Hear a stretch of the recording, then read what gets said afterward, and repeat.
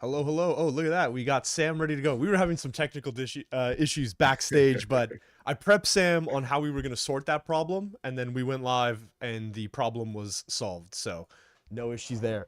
Sam, I got some bad news for you this week.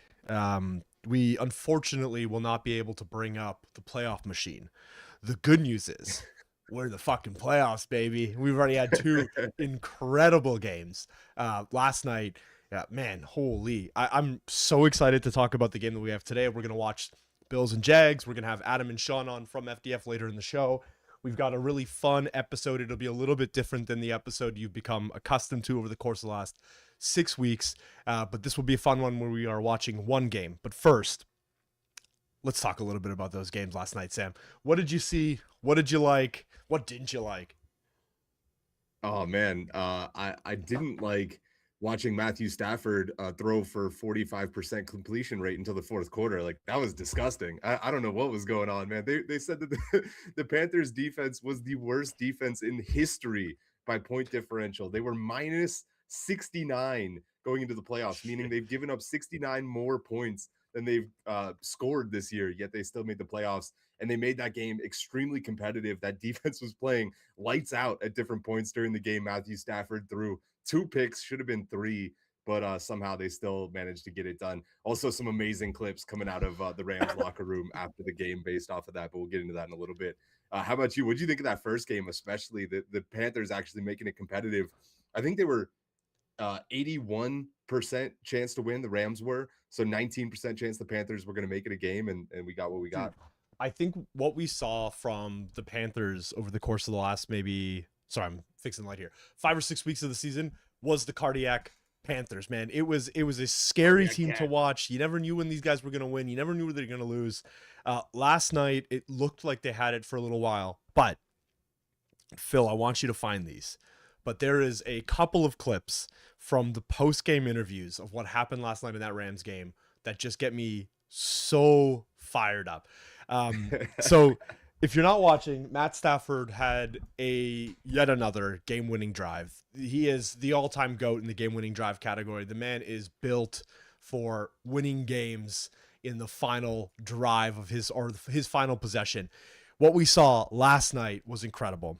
There's this clip from Devonte Adams where he looks into the camera in the locker room and he goes, Matty came up to me and he said, let's go steal those guys' hearts.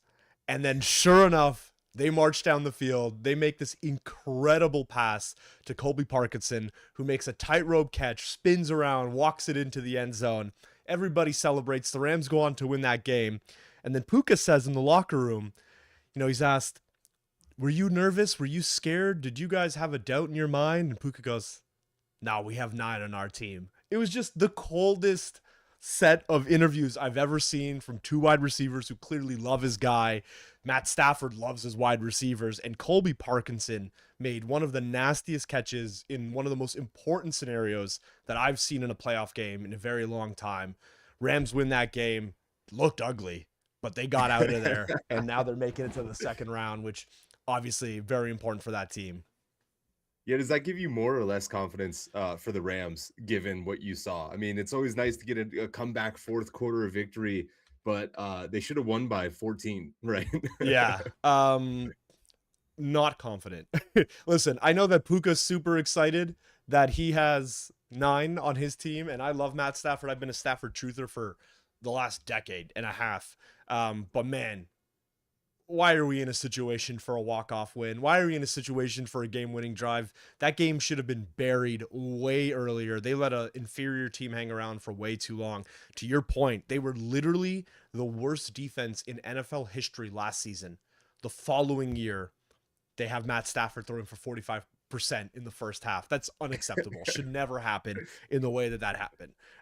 So I like the team. I like the wide receivers. I think they got a great defense. That team is playing terribly and probably should not have won yesterday. With that being said, let's get into the game that we have in front of us, and then maybe we'll get into Bears Packers whenever there's a little bit of a lull in the first quarter. But in case anybody's betting alongside us, I want to make sure that they have an opportunity to jump in. So we've got the Bills 12-5, the Jags 13-4. The Jags are at home, 7-2 at home this year. Bills, though, 5-3 on the road. The Jags have an 8-game winning streak, averaging 33.6 points per game and winning by 19 points per game lately. Bills have won 5 of their last 6, including a 35-8 win, but that was over the Jets in week 18. So we got to put a big old asterisk on that one. Jaguars defense has also been pretty dominant, forcing turnovers in their last 6 games and holding most of their opponents under 21 points per game. I'm looking at the over under here. Knock, any guesses where the over under is set for this game? Dude, I've learned that I am so bad at guessing over under. My gut wants to say like 48, but I feel like it's gonna be like 56 or something stupid like that. Yeah, 51 and a half is what Okay, I'm seeing. split the 51 and a half. difference. I feel like that's pretty fair. I could see this game actually being a little bit more of like a sloppy defensive game. We've talked all year about how the Bills have crappy wide receivers. They don't really have a consistent tight end. They're always throwing it to 1, 2, or 3 of them, and it's always a different one. The Jaguars have a great offense, but they're still the Jaguars, and we've seen them win 8 games in a row. Congratulations for that. They seem to be playing very well, but this is going to be a make or break opportunity for them, I think, proving that they either are the team who, we thought they were in losing Yeah. or that they actually are ready to take that next step. I think the Bills will kind of get a gimme if they lose this, because we've seen so many offensive fireworks from them in the past whenever they had better teams. But I will say, the most important thing that I'm looking at today is if the Bills do not manage to win this game, I think there's a good chance that they become the Steelers from here, where they're always good enough to like sneak into the playoffs, but they're never good enough to actually win a game or win a couple of games or make a stab at the Super Bowl. And so I'm worried for the future of Josh Allen and his ability to make it to a Super Bowl if they can't string together a Cinderella story this year. How about you? I've been worried, dude. Listen, nobody in the NFL has more turnovers than Josh Allen since Josh Allen's been in the NFL. That team is not good. They have an incredible running back, second team All Pro, and James Cook. They've got one of the top 2 or 3 quarterbacks in the NFL, your reigning MVP, a guy who had a single vote for AP1 this year of the 3 quarterbacks who receive votes. Obviously, when you have Josh Allen, you have a chance to win. The era of Josh Allen on a rookie contract where you can build an incredible roster around him has sailed. And unfortunately, Yeah. that overlapped with peak Joe Burrow. It overlapped with the disgusting Ravens team. It overlapped with Pat Yeah. Mahomes and the Chiefs dynasty. That window has shut. You now have to build a roster around a quarterback who's making $55 million a year. And evidently, it's really hard. You're running out Khalil Shakir as your wide receiver 1. That guy's a wide receiver 3 in 90% of the other teams in the league, maybe a wide receiver 2. It's not a recipe for success. Today, what will be interesting is a lot of what has made the passing game open up for the Bills over the course of the season has been that run game. They are the number 1 rushing of offense in the NFL in 2025. The problem is they're playing the Jags. The Jags are the number 1 rushing D in the NFL in 2025. And if that D bottles up James Cook, the passing game, it's already anemic to begin with. I'm afraid for Josh Allen and the Bills to find out what that looks like when you can't run the ball, because those running lanes open up a lot of the opportunity in that passing game. I think what you might see today is Josh Allen forced into a little bit of a situation where he feels like he needs to play hero ball. We've had a lot of conversations about that over the last 2 months, Sam. Josh Allen playing hero ball is a bad thing for the Buffalo Bills. They need to stick to that game plan. They need to make sure that they can establish that run. And if they can, I think they're in for a world of hurt against the Jacksonville Jaguars. I too see Josh Allen hero ball in our future, which is exactly why I'm hitting Josh Allen over 225 passing yards. Not because I think he's going to flawlessly execute and they're just going to walk away with a win. It's because I think he's going to be throwing the entire second half. I think James Cook is going to be riding the pine. There's going to be a lot of dump offs, and he's going to be able to sneak over 225. I think maybe he gets 250, possibly even 300, but I'm not willing to put money on it. I'm taking the Jags, man. I've faded I'm them for slamming the basically like the Jags, last Sam. 3 or 4 weeks. Dude, I'm taking the money line. Like I said, 12-5 against the spread. The money line gives them an extra 2.5 points that they don't have on the spread. And so I feel pretty confident. I think the line there is like minus 133. Yeah. So a little bit of uneven money, but I still like it. And then I'm also, the last one is I'm taking the under 51.5. I'm saying there's not going to be 52 points basically. I think that we will end up in a position where there's a few turnovers, which typically doesn't lead to as much scoring because there's kind of sloppiness going on around the game. I think that likely there's going to be some big defensive step ups here. So I'm liking the yards, but I'm not liking the scoring out of the Bills. I have one thing that is really interesting and I think might be a great storyline today. But BTJ, looks like we may have lost Sam. So looks like he teleported back. I will continue this. BTJ is a player, Brian Thomas Jr., who had an incredible rookie season. I see Sam, you're on screen. You're good. He had an incredible rookie season in 2024, came out with 1,300 yards, a number of touchdowns. He had a bit of what Key and Peele would call the yips throughout the course of the 2025 season, an incredible number of drops. They bring in Jakobi Meyers halfway through the season. Jakobi Meyers having a great year with Trevor Lawrence. We saw Hunter go down earlier in the year. So now a couple of guys have had to step up, and those guys have been Parker Washington, who's having a little bit of a breakout year in Jacksonville alongside Jakobi Meyers. But if BTJ can remember how to not drop footballs, I think the Bills secondary, who is already one of the weak spots of that defense, is in for a nightmare matchup. You've got an incredible dual threat back in Travis Etienne. You've got two wide receivers in Parker Washington and Jakobi Meyers, who've been giving teams fits all season long. And then you have Brian Thomas Jr., who is healthy, who has been playing better, who is easily the most talented wide receiver on that roster by a wide margin. If that guy gets back to form 2024, well, let's just say the Bills better hope that that form doesn't come back today, because they can't defend the guys that are currently playing well. If you throw in a guy like BTJ, this might get ugly fast for the Bills. I also have the Jags today. I am a Trevor Lawrence truther. I am a Liam Cohen truther, and that game is about to kick off. So I am incredibly excited to see this play out. And because of that, all the things that you just said and more, the last bet that I'm taking of the day, Trevor Lawrence over 2 touchdowns. So 3 touchdowns for T-Law through the air specifically. I like it for plus 300. I love it. Okay, really quick. So because today is an NFL playoff week, we do not have a wild number of games for you guys today. We are watching one game, and it will be that Jags Bills game. We're going to bring up FDF really quickly just so that you can see what's going on. Today, the only player available in the quarterback position is Josh Allen. There are 3 other quarterbacks that will be playing later today and tomorrow that will fill out that roster slot for the quarterbacks in FDF. You've got Jalen Hurts and Drake May and Justin Herbert, who will all be playing today. You look at that running back spot, very few players as well. Today you have Travis Etienne, you've got James Cook. Those are the guys that will be active during this 1 o'clock window. A number of other players available later this afternoon.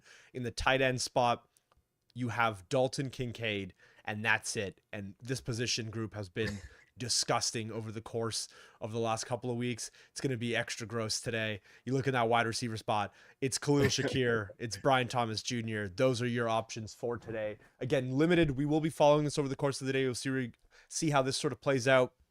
Puka Nacua very early on. It'll be interesting to see if anybody can have a game that even comes close to what we saw to Puka. Puka almost had the most incredible first half of his career yesterday. He drops a ball that hits him in both hands to honestly look like a home run shot. It should have been a score, Dude, but it should be fun to for watch his play third touchdown of the half. It would have been his 3rd touchdown of the half. And he dropped it. You could see he was devastated on the bench. And then that ended up being the turning point of the game. The Rams, from that point on, struggled for the next quarter and a half, basically, until they were able to pull it out in the 4th. Crazy. So I want to talk about something that I think will piss a lot of people off. But let's talk about the Bears. There's a couple of things that I want to talk about here. I'm going to bring up my phone because this morning I saw a wild number of things on Twitter that I bookmarked because I wanted to bring this up to you, Sam, and walk through some of the craziness that happened. This, I think, is insane. I'll say this to get started. Packers fans, Matt LaFleur is going to get fired. He is having a meeting today with Green Bay to discuss the potential for a contract extension. What we've seen in practice is a coach who gets a lot of the job done, but is unable to get the job done when it matters most. This year alone, the Packers have led by 10 in Cleveland. They've led by 13 in Dallas. They've led by 9 in Denver. 2 weeks ago in Chicago, they've led by 10. And last night, they led by 18. They lost all of those games. That is Crazy. inexcusable. That is a firing. There is no chance that Matt LaFleur is the head coach of the Packers in 2026. It does not make any sense to me. That is not something that you want. Keep in mind, that is 5 games this season that they've led by 9 points or more, and they have lost all 5 of them, 2 of them to Chicago in the last 3 weeks. Cannot happen. That's insane. Matt LaFleur, gone. Now, Bars. we talked about what happened in the last 2 weeks or a few weeks here. I think that there's another interesting thing that we should mention as we're watching this game starting to kick off now. DJ Moore, who is, depending on who you ask, the second or third or maybe even the first best wide receiver on that Bears team with Luther Burden and Rome Odunze. It is an embarrassment of riches for Caleb Williams. But DJ Moore has now had 2 game-winning touchdowns against the Green Bay Packers in the last 3 weeks. 3 weeks on December 20th in overtime, ices the game, sends the Packers home. Last night, scores that touchdown on an incredible route, incredible throw from Caleb Williams. DJ Moore has become a little bit of a boogeyman for Packers fans over the course of the last month. 2 game-winning TDs in 3 weeks. Insane to see that happen. And then who's throwing him the ball, Sam? Well, it's Caleb Williams. And Caleb Williams, in my opinion, had the throw of the year. It was the throw of the year. Caleb Williams had the best throw of 2025-2026 season. The most important throw of the year, bar none. Shortly after this man's ankle touches the grass, literally just completely snaps this thing, rolls off, hobbles off the field. He's able to break out wide, roll out to his weak side, throw a ball off a singular foot, and drop a dime to his receiver downfield. 4th and 8. 5 minutes left in the game. If they don't convert there, that game is done. Do you disagree? Is that not the best throw of the year? Dude, like you said, I don't even know if he was on 1 foot. He might have been on 0 feet. He was levitating in the air and throws a rope 40 yards downfield on 4th down, puts it right in the dude's hands. The throw was so impressive, they didn't even talk about the catch. And I think that's always a differentiator. If they don't even mention the dude who caught it, that's whenever you know that he threw a friggin' missile. And yeah, Caleb Williams, absolutely dominant in the end of that game. Super, super fun to watch. I'm excited for Bears fans, man. We were talking with Oliver Maroney, a good friend of ours, last night during the game, diehard Bears fan. We also had Dan come on the show a few weeks ago, diehard Bears fan. It's good to see those boys feasting a little bit. The Packers have had their time in the shine. Good luck, Matt LaFleur, being another offensive coordinator for the Steelers. We love people that can choke away a good lead. Looks like we're about to have I'm going to say it. I'm going to give a little bit of a caster's curse here, but it looks like the makings of a 3 and out for the Bills here, which means naturally they're going to convert here on 3rd and 7. The Jags already given up. And there's the conversion. We got to get Knock a little bit more aligned with the bets that I make so that we can encourage people in the correct direction. But we do like Josh Allen getting some yards. Steve Adler saying, Knock, the only way he gets fired is if they know they have Harbaugh in the bag. What do you think about that one? Man, I don't know. I think this is maybe the most exciting offseason for teams that need coaches. There's a lot of, for the first time, there are a lot of coaches that have been fired or have walked away or have opened up a position. And I think you look at what Mike McDaniels has done from an offensive standpoint, somebody's probably going to take a shot at him as being the next head coach. I don't think that should be the case, but that will happen. Kevin Stefanski is likely going to be a coach that gets hired. You have obviously Harbaugh, but there's also a number of coordinators who teams are looking at. I don't think it's a guarantee for Harbaugh. If I had to make a guess, Steve, I think Harbaugh is probably your next New York Giants head coach. We saw this thing from Jackson Dart on the side of the Ole Miss game a couple days ago, where he looks at an old trainer and he says, Stefanski or Harbaugh. And you can see that he is mouthing those words. So for me, if Dart says it's Stefanski or Harbaugh, it's going to be Stefanski or Harbaugh in New York. I don't think Green Bay realistically has a shot at Jim Harbaugh or I don't even remember the two of these guys. I think it's Jim Harbaugh in Baltimore, but yeah, I don't think so. I think LaFleur has given up way too many big losses. Again, 5 games where you're winning by 2 scores or more and you lose all 5. Speaking of coaches, I just sent you a link, and then I see Adam also waiting in the wind for us to join. So we'll get to that in just a second, Adam. But first, I got to show you a clip of what can only be described as possibly the least motivational coach ever to exist in the NFL. People were saying, "How did this guy ever land a job to begin with?" This clip is only a mere moment in time. Imagine Let being in me the trenches with him. already. I need to rewatch this. Hold on. What's going on? Hey, what's up, man? How you doing? Good. Good. Shoo, shoo, shoo, shoo, shoo. Shots, explosives. You can run. What the hell was that, dude?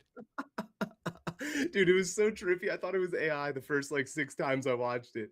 This is a genuine interaction between him and a wide receiver for the Arizona Cardinals. And then there's a bunch of clips of him giving like pregame speeches and stuff that just had me in tears last night. Sam, I talk for a living. It is very rarely that I am left speechless. I am not sure what I want to erase that from my memory. I did not like whatever that was at all, dude. What the fuck It's was so that, hard to Gannon? believe, dude. Okay, one more. Go to Okay. the next link that I just sent you. This is another iconic Gannon clip of you have a fire in your gut.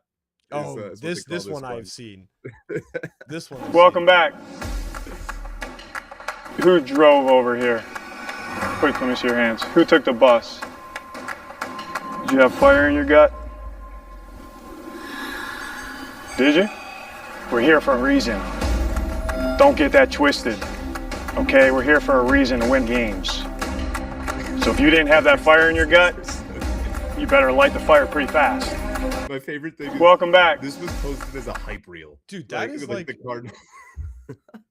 like what an early model of ChatGPT would say when you asked it a question. Like that was clearly an LLM trying to sound like a human. That was Imagine the weirdest asking shit. a room full of Deca millionaires. Did you who take the took bus? today? All right, we're gonna bring Adam on screen. You're gonna see a black screen for a quick second. I'm gonna update that really quickly, and we will bring Adam on board here in just a second. Sam, that was cursed. I wish you had not done that to me today. And I can see Adam laughing behind screen. Yeah. Question. What's up, Adam? What's up, guys? How are you doing? It's great to be here. How's things? Good to see you, man. Anybody that doesn't know in the chat, I see a bunch of you guys. Adam is the founder of FTF, the reason that all of this magic has been happening over the last 7 weeks. Big fan. Also, he's wearing a Ravens hat, which is disturbing to me on a level that I'm not quite able to wrap my head around. See, you named him the founder of FTF. I named him the creator of my newest, strangest addiction. And I'll take that. Yeah. What's wrong with the Ravens, Sam? Like, these are my adopted team now. I'm a diehard Steelers fan. I don't know how to consolidate these two things, but you know. All right, we can never be friends. How do you feel about moving on from Harbaugh then? All things considered, 18 years. It feels quite harsh, you know, given that if one guy had made the right kick, he would have just been fine. Yeah. But life is hard, you know. But yeah, I mean, I don't know. Like, the reason I picked the Ravens is that they're quite similar to my, as you would say, soccer team, Leeds, which is that they're from like a really sort of shitty city, and they're kind of like hard, but also not that good. So I like to support the underdog, right? Like, you know, I don't like to pick the team that's always going to win. So Ravens they were my guys. That's why nice middle ground. Not quite the Jets, but not quite the Patriots. You know, I respect exactly that. Right. They've got like just a little bit of hope, but you know, no one can accuse you of like backing the team that's just always going to smash it. That's right. Well done. Very creative. just enough hope to be crushed. repeatedly every single year. Trust That's me, that's Indianapolis that's Colts what I fan. like. I see it, brother. We were a Baltimore fan, so I think that there's the Colts. Adam, I don't know if you know this. I'm going to tell you a little story here, but the Indianapolis Mhm. Colts actually were the Baltimore Colts. They left in the middle of the night. And I say the middle of the night Mhm. because they literally left in the middle of the night. The city of Baltimore, Yeah. the police force of Baltimore tried to stop this team from leaving the city forcibly. And Ursay family left in the middle of the night through moving trucks and moved the team out of Baltimore into Indianapolis. So you moved from a relatively shitty city to a more isolated, shittier city, but you left Baltimore Mhm. nonetheless. That's how you got the Ravens. So really, the same family tree here a little bit. Yeah, I mean, makes sense. You Yeah, guys are I love that. basically second NFL cousins. I think is the technical term for it. I actually have a Um, Baltimore Colts sweater with a little horse on it, and it does have a little bit of the purple. So yeah. Sorry, Sam, I cut you off. Go ahead. no, of course you have one of those, dude. Of course you do. Adam, how do you feel? First week of FDF NFL, sort of in the bag. I don't want to jinx it. I know there's still some playoff games to go, but curious what you guys are feeling after the first season is kind of in the bag, moving into off season. What should people be excited about, etc. Yeah, 100%. So I think this is kind of like a test season for us. Like it sort of came in like halfway through, and I think you guys are picking up on that now. And like you're talking about the game, and there's only one match. So there's only like 3 or 4 players in play. So I think like for next season, I think we've kind of learned that people love the format. I think what was really interesting actually is that a lot of the NFL fantasy fans seem to naturally get this format or like be excited by this format even more so than the guys playing the soccer variant actually. Mm. And I think that might be just because it's very fresh, like it's kind of new. So yeah, when this kind of comes back next season, you will see a lot of changes, I think, for the better. You will see a kind of more familiar overlay. So there's gonna be a kind of picks system where like you are picking your like 5 picks of the week. So kind of like familiar for DraftKings style, but still with our kind of USP of like you're still scoring with your whole squad, you're still trading your players, but we're going to be asking you to pin your 5 players to the match to the mast for this week and say these are the guys that I'm predicting are gonna win. So I think that's an easier way to introduce it to a lot of new people as well, because it will be kind of in a way that is familiar, but then they'll discover the trading element and how that is different. Plus loads of stuff around like leaderboards with your friends, massive opportunities to flex how good you are at the game, both socially and yeah, it's kind of about uh, how much tournament points do you win, how much money you're going to get, but also like the stats, right? That is 2 reasons why people play these games: one, to be proven right and flex with your friends, and two, in crypto terms, like make money, or in DraftKings terms, make money. We want to be the best place to do both. So it's really just a really exciting roadmap. Like make it easier to play, more fun to play, more familiar to like the mainstream audience, and really instantly rewarding. So yeah, super excited about the roadmap ahead.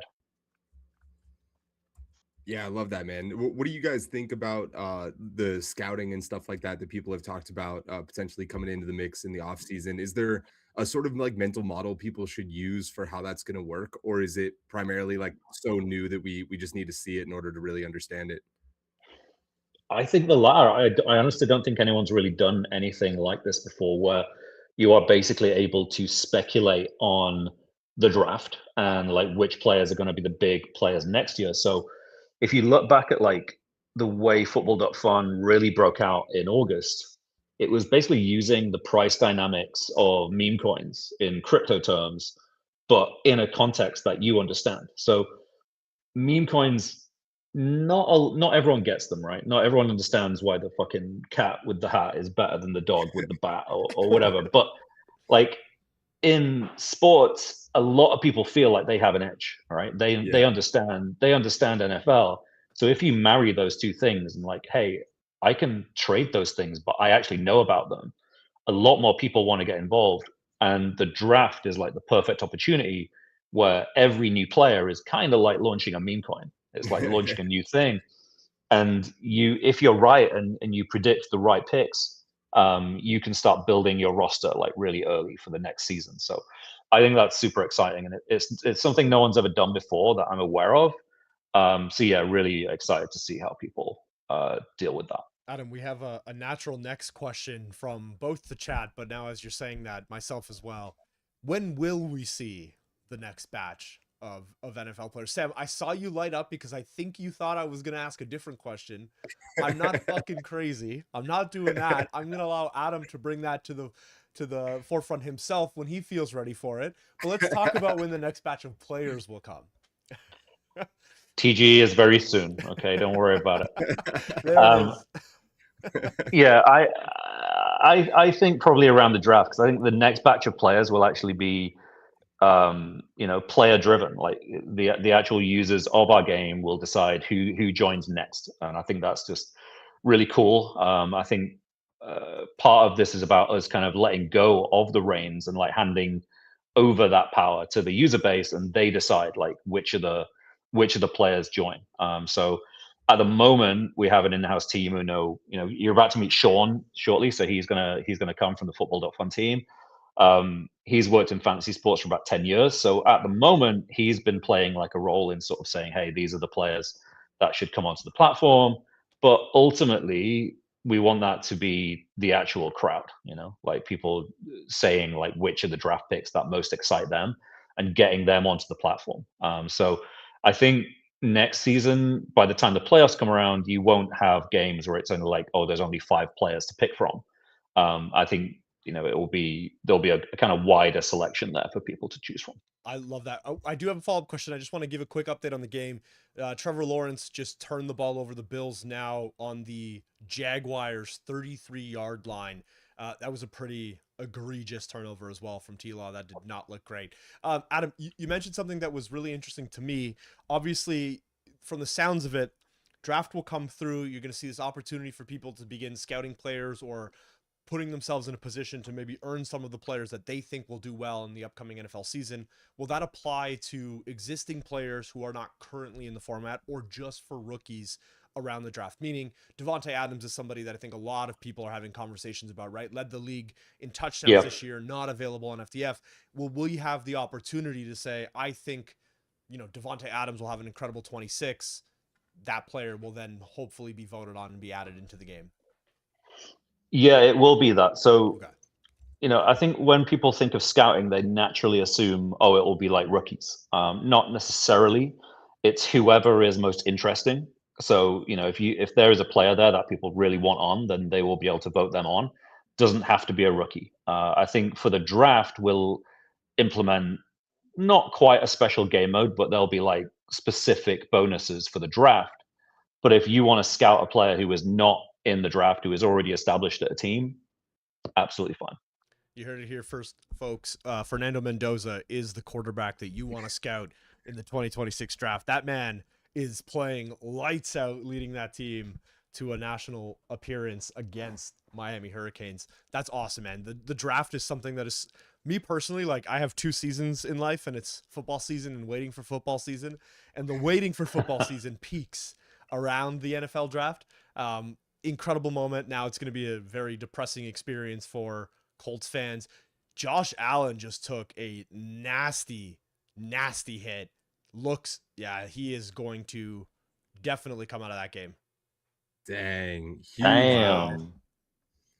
Something we didn't mention too was the tackle that Trevor Lawrence made off of the interception was damn impressive. Dude dropped the shoulder, wrapped up the legs, took out a linebacker, which is insane. Only whenever your quarterback is 6'5" can you do that. But fingers crossed that Josh Allen's able to make it back in the game. Lord knows this won't be anywhere near as entertaining if he's not in for the next 3 quarters. Dude, Peyton in the audience saying Knox sounds extra Canadian today. Is he okay? Listen, man, I'm watching the Buffalo Bills. The Buffalo Bills are the unofficial official Canadian team. I don't know if you know this, but they run a special media campaign every year leading into the playoffs, specifically targeted at Canadians. And this year, that media campaign was in Toronto. They had the CN Tower in the background. They were walking around our stadium in the field. They did a dedicated media like push for Canadians to watch the Bills. I will say this. Josh Allen looked like he was a little phased there. If that independent spotter pulls him out, he is being taken into the blue tent. If Josh Allen has a concussion, we lost maybe one of the best matchups of the playoffs right out of the gate on the second drive of the Bills' possession here. That would suck. That would then see who would be in. It would be Trubisky, a former Steeler and a former Bear. Trubisky, most known for a tweet that he sent 11 years ago in which he said, "I love kissing titties." And ever since then, he's been known as kissing titties Trubisky. That hit honestly didn't seem that bad. I'm watching the replay right now, and like, you know, it's tough to see what happens in that little scrum. I think it's, but it doesn't look like. I think it's Is it right there. Around? Yeah, I think it's that right there. That second head that falls down. So he's already on his side, and somebody lands right on his head. Damn. Well, fingers crossed, man. Yeah, if you guys don't know, in the NFL, there was a big controversy around concussions. So they basically implemented this thing where every sideline, every team has their own independent neuro concussion specialist that they're for any time that there's deemed significant head contact, they have to go into the blue tent, and this independent person that is not part of the team determines whether or not it's safe for them to re-enter the games. With that being said, this year, at least 4 or 5 times, I've seen things where I've gone, there is not a chance that the NFL would take a chance or consider the possibility of putting them back in the game after what I've seen. And sure enough, 2 plays later, they're down there, you know, slinging down the field. So we'll see what they end up determining here. I think independent is probably used looser and looser. As you can imagine, if the Bills hire you to be the independent neurosurgeon consultant or whatever, and you sit on the sideline of enough Bills games and you meet enough of the Bills players and enough of the Bills coaches and enough of the Bills owners, you probably start to be a little bit of a Bills fan, probably want Josh Allen back on the field. Dude, I'll tell you what. I don't care how independent you claim the neuro practitioner to be. When Josh Allen goes down 8 minutes into the first quarter of your third playoff game and the first game in the Sunday window, if that man isn't dead and he can stand, he is back in the game. I would be shocked if Josh Allen is pulled out of this game. That being said, oh man, that Jags line would look a lot better if that was the case. But we'll see how this plays out. He is still in the blue tent. I'm looking at on Twitter right now to see if I can get any information here. Biamonte family group chat going nuclear on the backs of that guy landing directly on Josh Allen's head. See how this plays. One of the things that we wanted to do today as well, Adam, I'm not sure if you want to be here for this historic run through, but we pulled what is the greatest play in the playoffs for each of the teams that have made the playoffs. So we have 14 teams, their greatest play of all time. Since we have so many soccer enthusiasts in the chat, we thought we would maybe give them a little bit of NFL history so that they can understand a little bit of the context, behind all of the amazing things that we're going to see here. I'm going to pull up the Julian Edelman catch. Give me 1 second. Let's go to this. You can see most of this. Let me just... This should be okay. What you're going to see here is the Julian Edelman catch in the famous 28-3 game. If you are not familiar, this is the Atlanta Falcons going up 28-3 over the New England Patriots. The Patriots would go on to win this game. Fun little side note, Ben Johnson, head coach of the Bears, actually shared the 28-3 game in a team meeting to motivate the Bears, to explain to them that in the playoffs, the game is never dead. But here's one of the plays that buried the Atlanta Falcons on the backs of this 28-3 comeback. This one is so crazy, man. Yeah, this was like the David Tyree helm catch. Yeah. This is just incredible. It deflects off of 3 different players. Let's just watch this in slow-mo here. Yeah, wait until you see this replay, because it doesn't look half as cool until you see how close it gets to the ground right there. And it gets trapped, and then it falls, and he still recovers it. Now, in 2026, who knows if this is a catch? We don't know what a catch is anymore. But here, At the bottom of a pile, 3 Falcons defenders. This hits this guy's leg. It like traps right there. He catches it here and then he drops it as well. And then catches it again before he ever touches the ground. Honestly, one of the like most insane things. It's crazy. I actually have not looked at these, Sam. I wanted to be surprised by them as well. It is crazy to me that you didn't take the Malcolm Butler interception, and this is still the craziest play. Like, I think that this is even wilder than the Malcolm Butler interception. Now, if you're unfamiliar, the Malcolm Butler interception in the playoffs against the Seahawks led to what I consider to be the funniest NFL-related commercial in all of history, which is Marshawn Lynch and a man sitting on the beach, and the man says, "Hey, Marshawn, can you throw me a beer?" And he says, "Nah, I'll run it over there." And the man says, no, just throw me the beer. And Marshawn goes, "You're like 3 feet away. I'll run it over there." And the guy goes, no, throw me the beer. And Marshawn Lynch walks it over. And the funniest thing to me, if you're unfamiliar with why that is the case, Marshawn Lynch was the #1 goal line running back in the NFL that season. He was almost automatic from 1 yard out, and the Seattle Seahawks famously made the decision to pass the ball. That ball was then intercepted by Malcolm Butler, costing them the chance to win the Super Bowl that year. The craziest thing, and the funniest commercial that has ever come out of, I think, anything that has happened on a football field.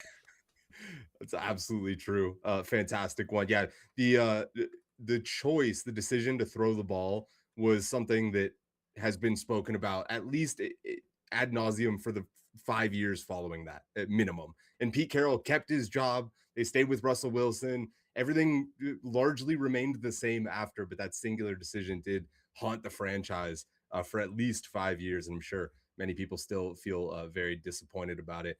With that being said, we could go to the Seahawks. I bet you know what the Seahawks' greatest play in playoff history is. Yes, hold on. Do you know what? The Europeans watching this will say, look, they've got no problems with the clip. The problem is you have to wait 8 minutes for something else to happen.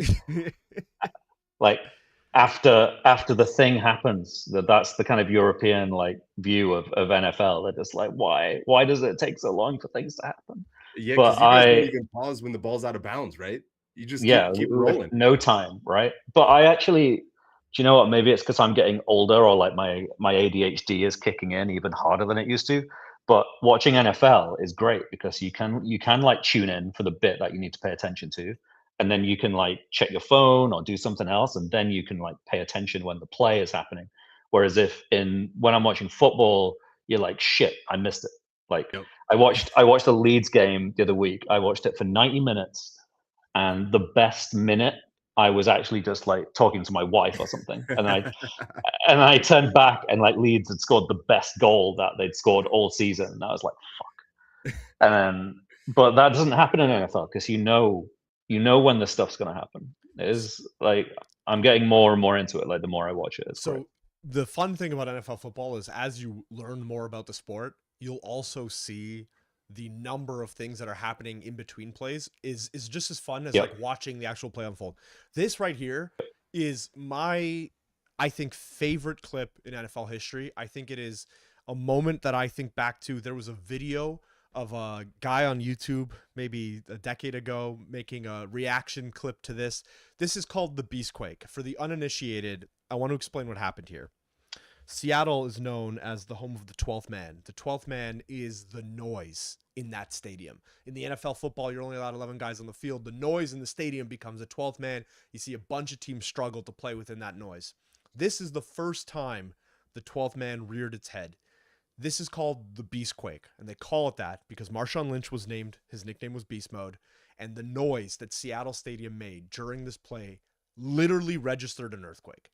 I want to talk about this clip in particular. You need to watch this. Every single player on the Saints defense touches Marshawn Lynch at one point in this play. Now, as opposed to when the Saints have the ball.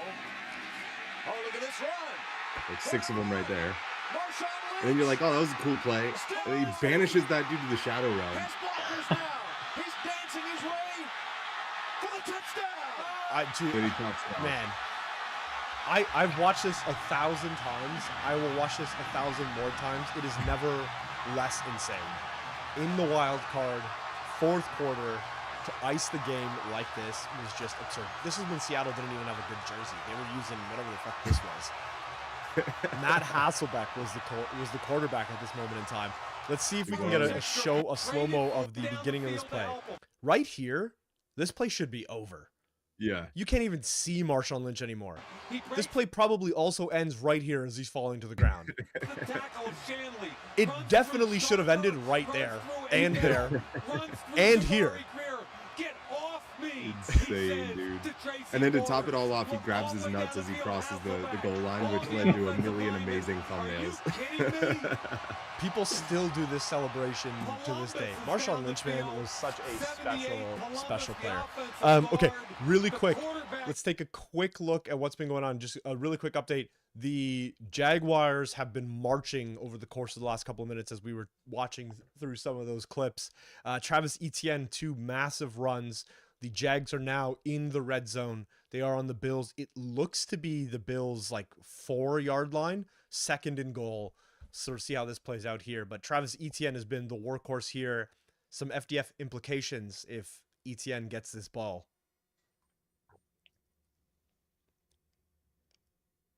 Drops back. Is that BTJ? There's number 1 for T-Law. And that's BTJ, Brian Thomas Jr. What did we say before the game, Sam? It would be a real bad thing for the Buffalo Bills if BTJ remembered how to catch footballs. And sure enough, there he is at the top of the second quarter. Touchdown. That'll give you 8 points, likely 8 points on FDF. That should move him now into 4th, just behind, I guess it would have been, let's actually see instead of guessing. Hold up.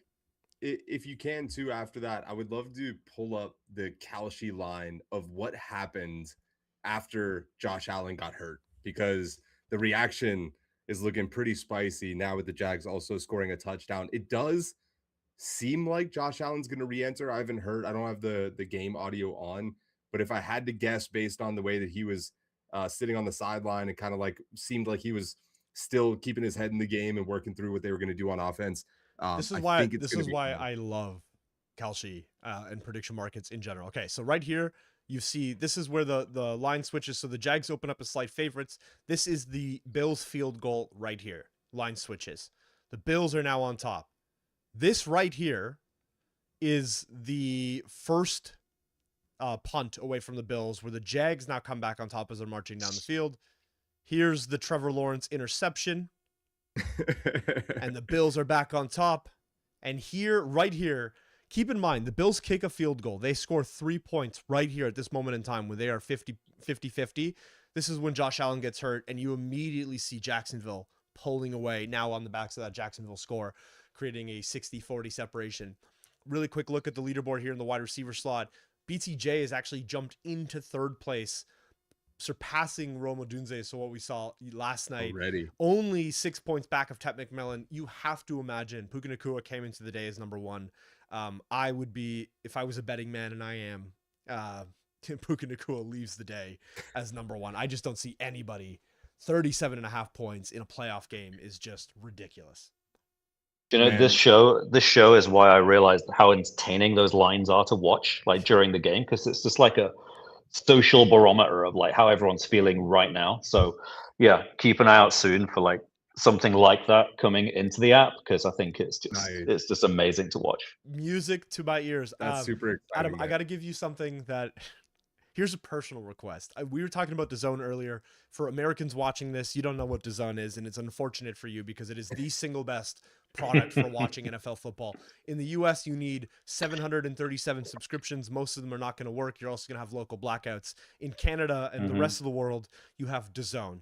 DAZN is 1 subscription, 1 price. You get every game. It is fucking incredible. But the most important part of DAZN is the DAZN game chat.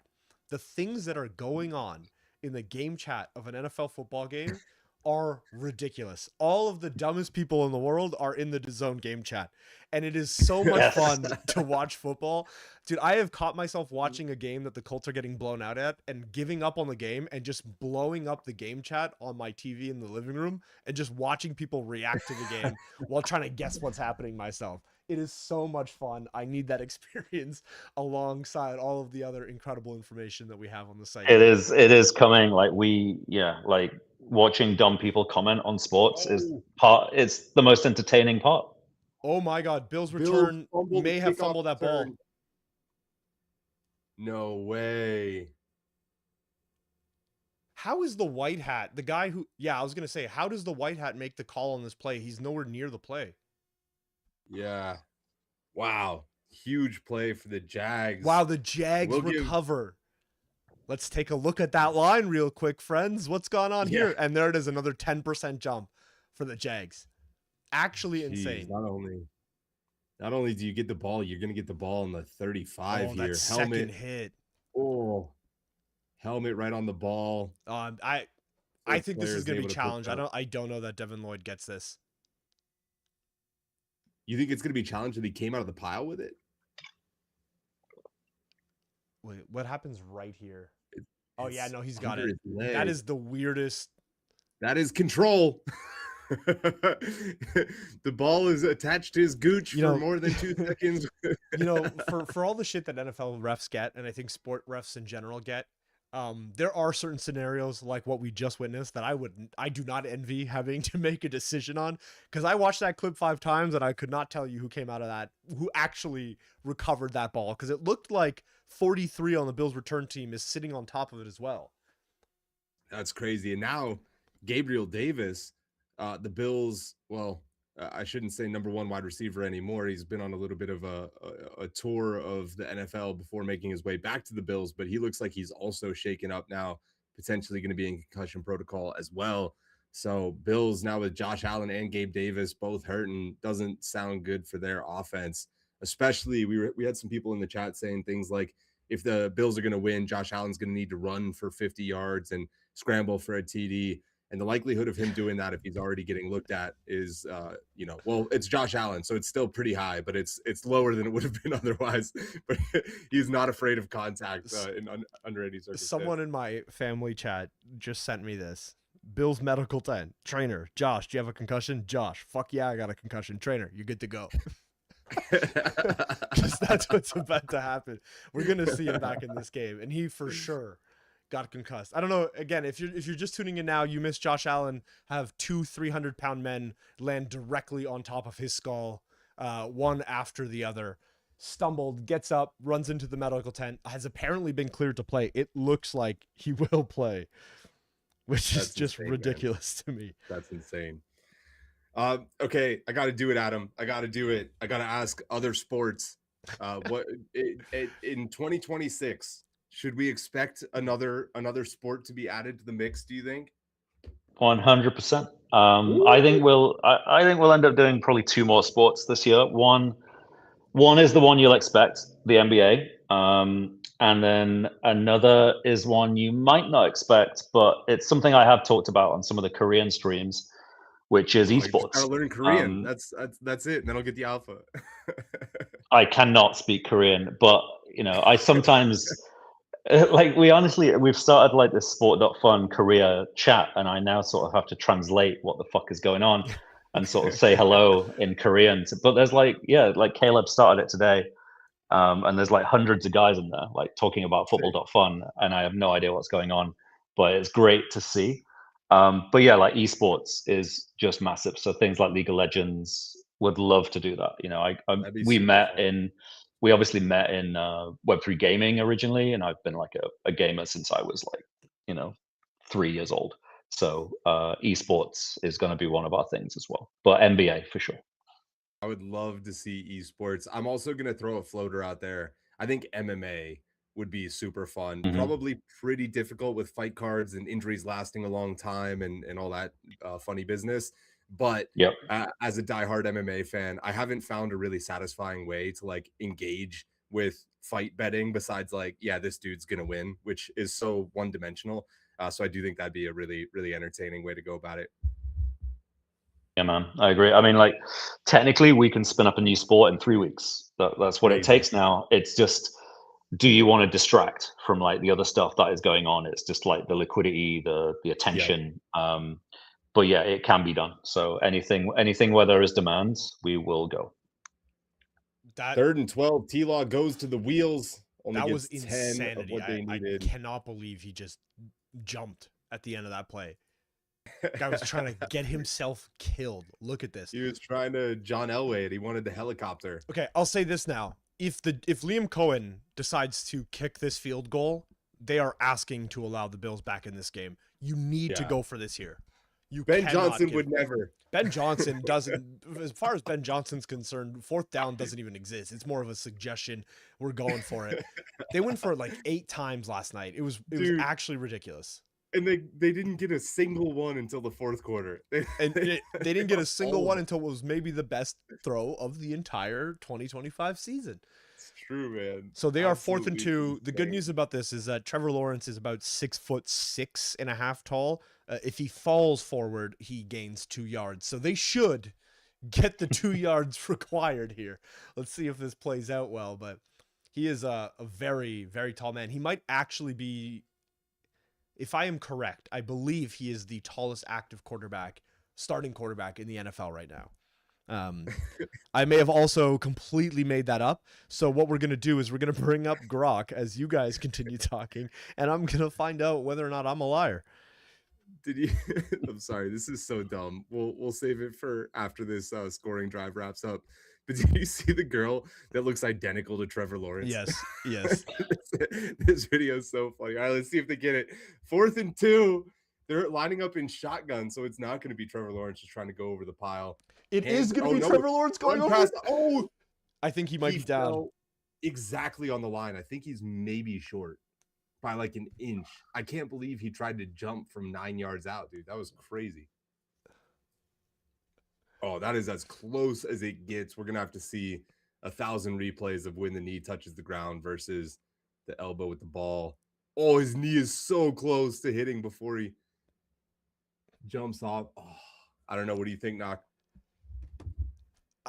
What I think is, I don't understand why this man jumped from 1,000 feet away. I don't know what he was even attempting to do here. I have no idea. Now, this is where, a little chip in the ball. We have the technology to do this. There is no reason why 11 60-year-old men should walk out here now with 2 poles and some chains and have to determine where this ball is placed. He does not touch the ground. I do not think he touches the ground. The virtual measurement says first down. They are using the chip in the ball. I'm going to push back on that, Knock.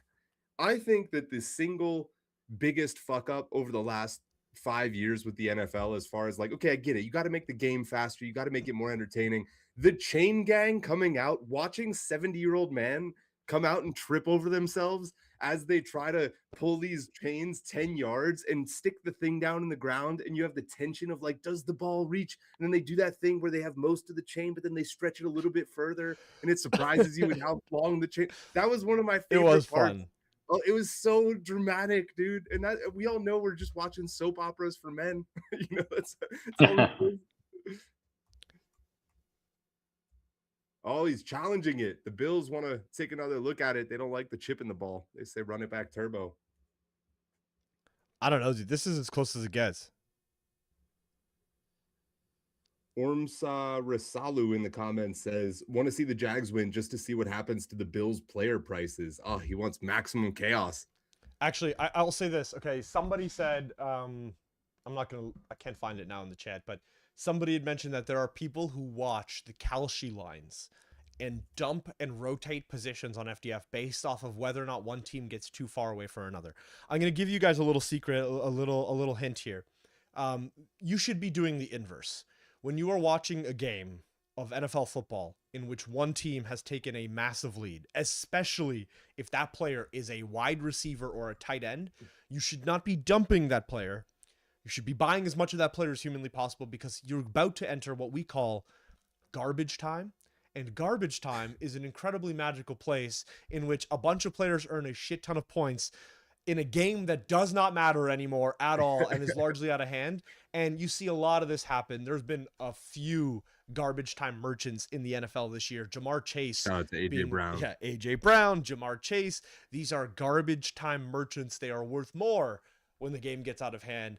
All of that to say, don't overreact. If you're going to make rotations, my suggestion is to make those rotations before the game, not during the game. That's how you catch what we call our falling knives, and you don't want to be catching falling knives. You know what I do want to catch is a glance at this girl that looks identical to Trevor Lawrence. Hold on, I'll bring her up. It's so good. Adam, we'll walk you through this clip, and then we will free you from the subjugation of the ridiculousness. Holy shit. It's actually really fucking eerie. Okay, let me pause this. I'm a little upset that I got a glimpse of this before, because obviously I had to bring this up, but we're gonna Jesus Christ, dude. This is so absurd. You should be able to see it here. We're gonna refresh this really quickly.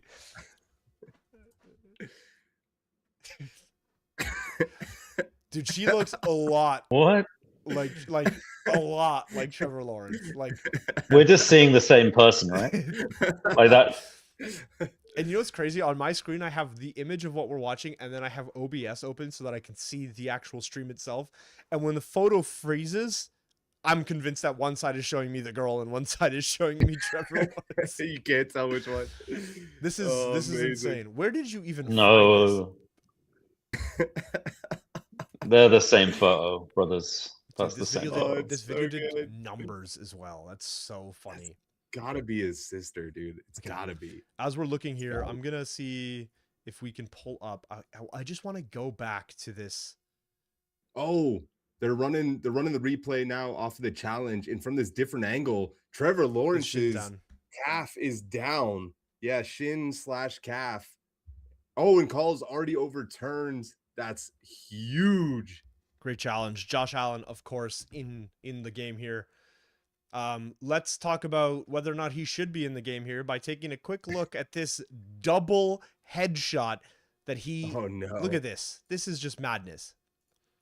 Here's the first one. Head gets sandwiched between, but watch this. Oh no! And he immediately grabs his head. What is? I want to know what. Oh, this is hymns. I was like, what is this ad that they are pushing right in the middle of this clip? Here's that BTJ touchdown. Rock hard like a concussion. like a double headshot here. This is that BTJ touchdown that we talked a little bit about earlier.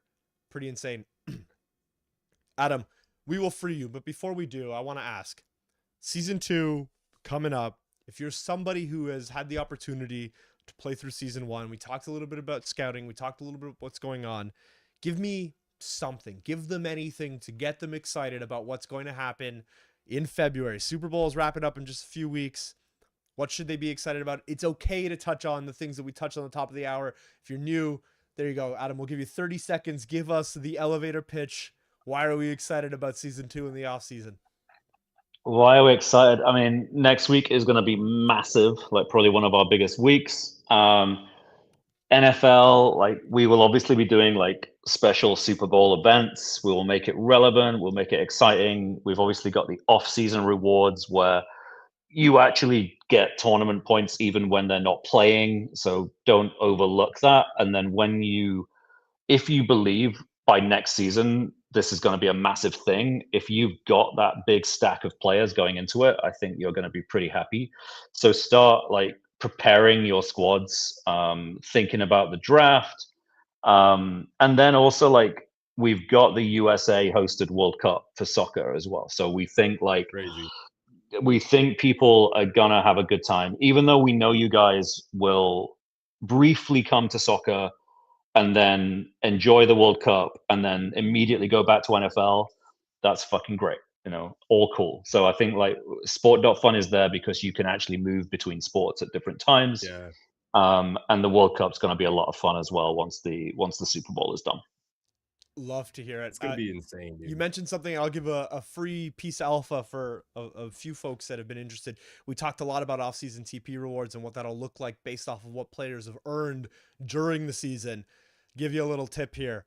1, go look at players' total share of TP earned over the course. There's a couple of community-created tools that allow you to see some of these metrics, and then go look at the price action. There are more than a handful of players that I think are wildly mispriced right now that will have great 2026 seasons that you should be taking a look at. So if you like that level of gamification, it's available to you for sure. Adam, you're more than welcome to hang out. If you want to leave, we know we took 45 minutes of your time. We appreciate you being on the show. it's been a ton of fun both playing the game. You and I have had a number of conversations about this. I fucking love what you guys are doing. But there's so much going on within the space. It's been so much fun to have you guys add something for us to watch and enjoy with our favorite sports. And it's been a lot of fun doing this, right? Having Amplified Live every week, walking through, getting to be a part of the community. I appreciate you guys both building it and taking a shot on Sam and I here. It's been a hell of a lot of fun, and we hope to continue doing this for a long Couldn't time. be happier to back you guys. This has been amazing. Like, this is what I do with my Sunday evenings now. I'm going to be sad that you guys are not on next week, but you guys have absolutely rocked this. So yeah, thanks for coming and making Sundays better. And like, there's a lot of people who really enjoy the show. So yeah, cheers and hats off to you guys for the amazing job you guys have done. Appreciate it, man. Appreciate Thank you so much, Adam. Congrats on all the success, man. Enjoy next week. Take it easy. See you guys. See you, man. Take care. Take care, brother. Bye. We have a really quick update that I want to share, and then I'm going to go grab myself a glass of water, Sam. James Cook came up at the end of one of those plays, a little limp. He's back in the game, but something to watch. It looked like it was his right ankle. Oh, and he took another huge hit in the backfield there. Something to keep an eye on, right? Because we saw it was Ray Davis. Actually, I was looking on Reddit. It was not Gabe Davis. It was Ray Davis earlier in the game who fumbled that ball and looked to be a little bit hurt. Ray Davis is, of course, the backup running back to James Cook. James Cook looks to be a little bit banged up. The Bills are now in a situation where they are playing the #1 run D in the NFL, and both of their running backs seem to be dealing with ailments, however minor they may be. That's tough. One more thing that stuck out to me: Khalil Shakir, often made fun of on FDF for not really being a wide receiver one, but he's already got 5 receptions, over 30 yards. So having a little bit of a first half here might be able to string together something that can get him in the top 5. Bills having to burn a timeout there is unfortunate. Also tough. Also tough.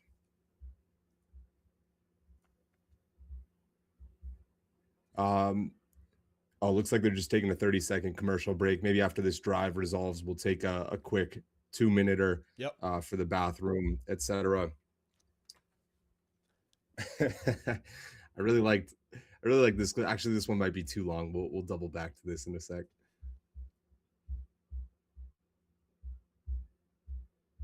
I want to talk about this is another great one for Phil. So as we're talking about some of the things that we saw in the Bears game, there was one thing in particular that a couple of people pointed out at the end of the game. You saw Ben Johnson running over to the middle of the field after the game towards Matt LaFleur, very quickly shakes his hand, like a little bit of like a drive-by handshake, and takes off. People go, well, what was that about? Is there bad blood here?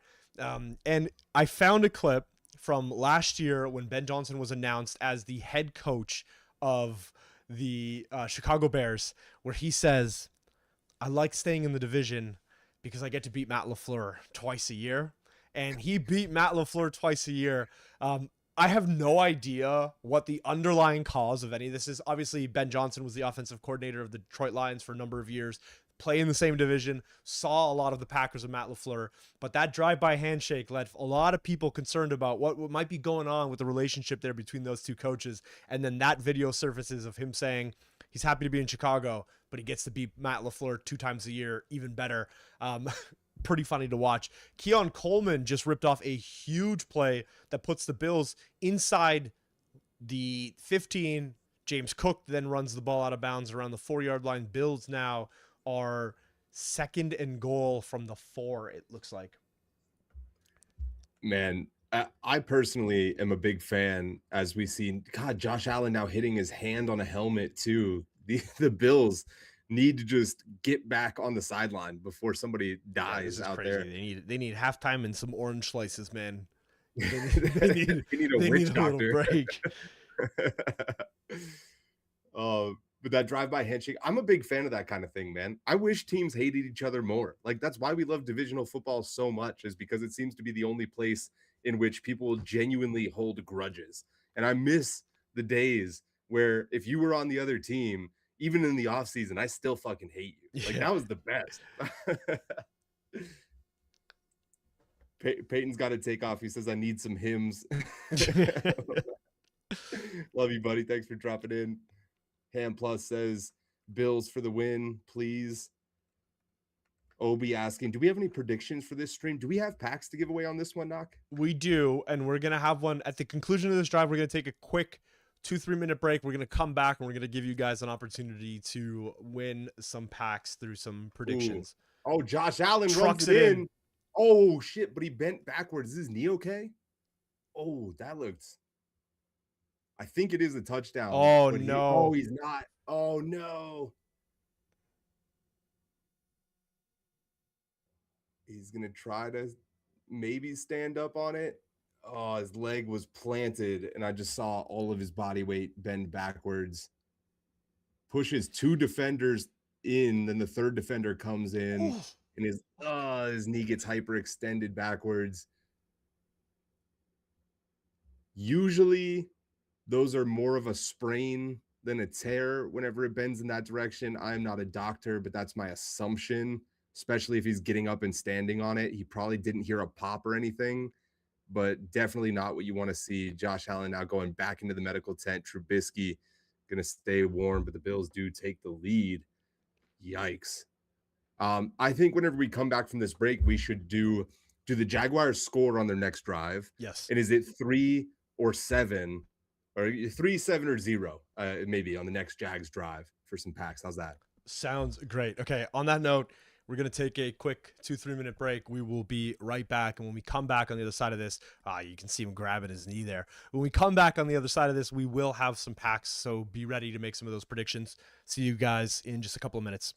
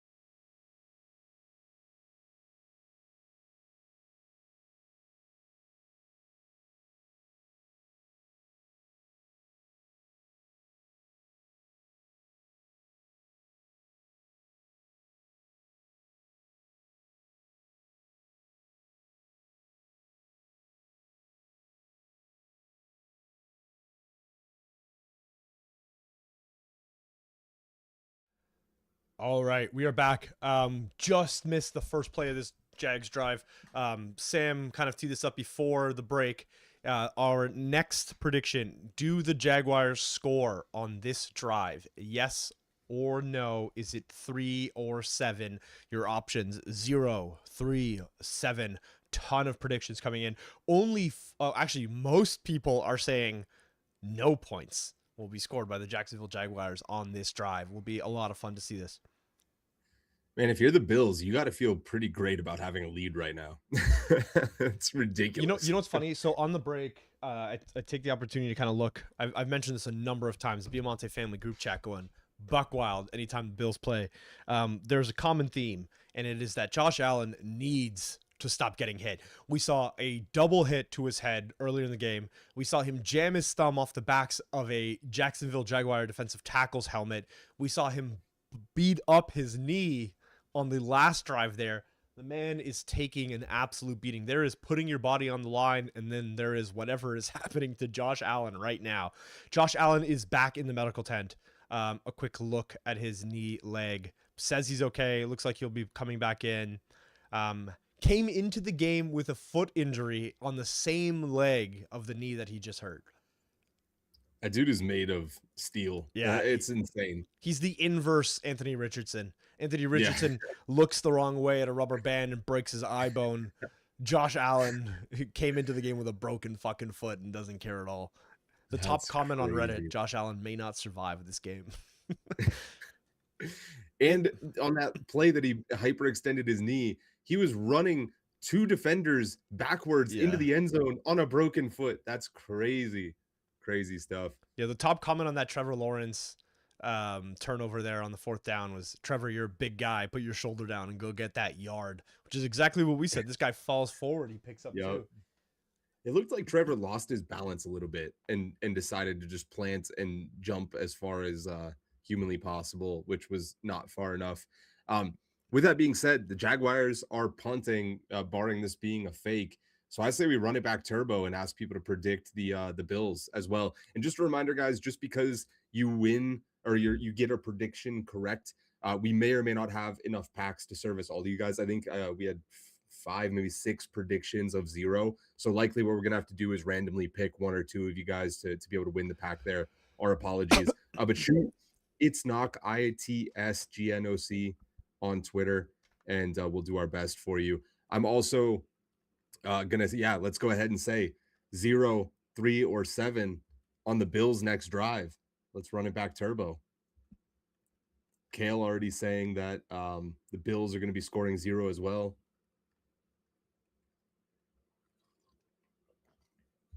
Steve Adler saying 3. I'm thinking 3 feels about right for the Bills as well. Buddy, listen, if the Bills get out of here with Josh Allen still standing upright, I think it's a win. All right.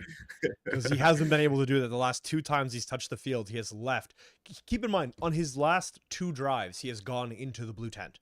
That is a bad thing for the health of your quarterback. Yeah, true. I want to ask you, Knock, while we're in a commercial break here, 49ers versus the Eagles have an elite defense right now. 49ers been putting up a lot of points, except for the fact that their most recent game, they put up 3. The 49ers put up 3 points. It was disgusting. It was hard to watch. The 49ers have been good against the spread on the road, but they have a lot of injury concerns. They do not seem like they are trending in the correct direction. The Eagles are -6 favorites at home. The over-under line is at 44.5. What are you seeing that you're liking? What are you disliking? I think the best thing on the side of the Eagles is Vic Fangio's defense has been incredible, and Vic Fangio is a little bit of a reaper for Kyle Shanahan. We've seen that direct head-to-head matchup has not gone well for Kyle Shanahan, head coach of the 49ers, over the course of the last decade or so. So I think that there's something to be concerned about. That D is real nasty. They're the number 1 D in the NFL since week 9. They are crushing it. The problem with that defense is that they are wildly undisciplined. You see a number of penalties every single game. You see the tide of games turn a little bit because of a penalty or inopportune moments. You see some gap assignments and some blown coverage assignments on that D from time to time, despite the fact that they have Cooper DeJean and Quinyon Mitchell, 2 all-pro corners and safeties respectively. I think that the Eagles defense is the best unit in that game. I think it's hard to disagree there. I also think that the 49ers have been coached significantly better over the course of that year. They have lost most of their star players for some extended period of time over the course of the year. They're down Fred Warner, they're down Joey Bosa, or Nick Bosa rather. They are down, or they have been down, George Kittle. They've lost some of the guys on their O-line, but they just continue to win. The question here is which version of the offense comes to play for both teams. Do we see the 49ers offense that can drop 45 points at will? Then you have a game. Do we see an Eagles offense that understands how to score points? Then we have a game. But you haven't seen that Eagles offense a lot. I'm going to give the edge to the 49ers, but it's a slight edge. And I'm scared of that Philadelphia Eagles defense. And is that against the spread, or you think they actually have an edge against the money line? You think they're going to win the game? I think they can win the game. Wow. I think Jalen Hurts is the worst quarterback in that game. And I think it's not even remotely close. And I think that includes Mac Jones. And I know that that's going to be a hot take, but I think the 49ers have two quarterbacks that I like better than Jalen Hurts. And I think it's going to be really difficult for the Eagles to get a lot going over the next little while. Here's a hot take. Mac Jones will be a starter in 2026, and you're going to see a Sam Darnold-esque recovery to that man's career. I think he's a hell of a quarterback. Wow. Yeah, huge stuff from Knock on that one. I'm riding with you. I was going to take the 49ers as well, but against the spread. I like them with the -6. I also am liking Christian McCaffrey over 90 rushing yards. I haven't looked at the lines for how many TDs and stuff and what the spread is there, but I would like to basically bet as much as I can on Christian McCaffrey. The Eagles, yes, they have been a great defense since week 9, but they're still bottom 10 in run stops. So with that being said, I think Christian's going to have a day. I think they're going to give up on the ground in order to stop the air assault. It's going to be relatively low scoring. I also like the under 44 and a half. I'm not sure if I like it enough to bet it. I might take an extended one, maybe take it 47 and a half or something for slightly worse money, but I don't see a shootout happening in Philly personally. Looked like the Jags may have come up with the stop, but I think they're going to get this on the inches for a first down Bills. He runs into his own player, takes Man, all of his momentum away. I think that that's maybe a little bit of a generous spot. To me, that looked like that was stopped. But what that means is 3 points and 7 points still alive and well. See how this plays out. Oh my Lord. Kincaid landed entirely on, like, the entire way. Yeah, Josh Allen checking in on him. The man landed entirely on his face. Could not land. Josh Allen's like, Yeah. I've already felt that 3 times. You okay, buddy? It wasn't so great. He's gonna get a blue tent by proxy here. Oh, one of the stats that I have written down here that I thought was really interesting about that Eagles game is that the 49ers have the worst turnover differential out of anybody in the playoffs. I believe it's -6, which is absolutely crazy for a 12-win team. So often teams talk about protecting the ball as the number one reason that you win or lose games. And so the fact that they were able to do what they did this year with -6 is frigging insane. Philly has a pretty decent turnover differential. I didn't write it down, but I know it's positive. So with that being said, you have to give the Eagles an edge in that category. And I think a lot of people are leaning on that to say that's some of the justification for the Eagles being -6 favorites, because a single turnover could end up being 7 points. And that's the spread, Yeah, it's just it's so hard for me to bet against a team, especially this team. I think Mike Vrabel is going to end up winning Coach of the Year. I think Kyle Shanahan probably should have been at least the second highest option, even above somebody like Liam Cohen, who you're now seeing the Jags play the Bills here. But what he has been able to achieve with that roster, with the injuries that they have faced over the course of the year, is nothing short of like a miracle. And I think, to me, I'm a lot more confident in Kyle Shanahan than I am Nick Sirianni, to the point where, listen, even some of the Eagles players have a lack of confidence in Nick Sirianni. This is coming from a Colts fan who saw Nick Sirianni there for years.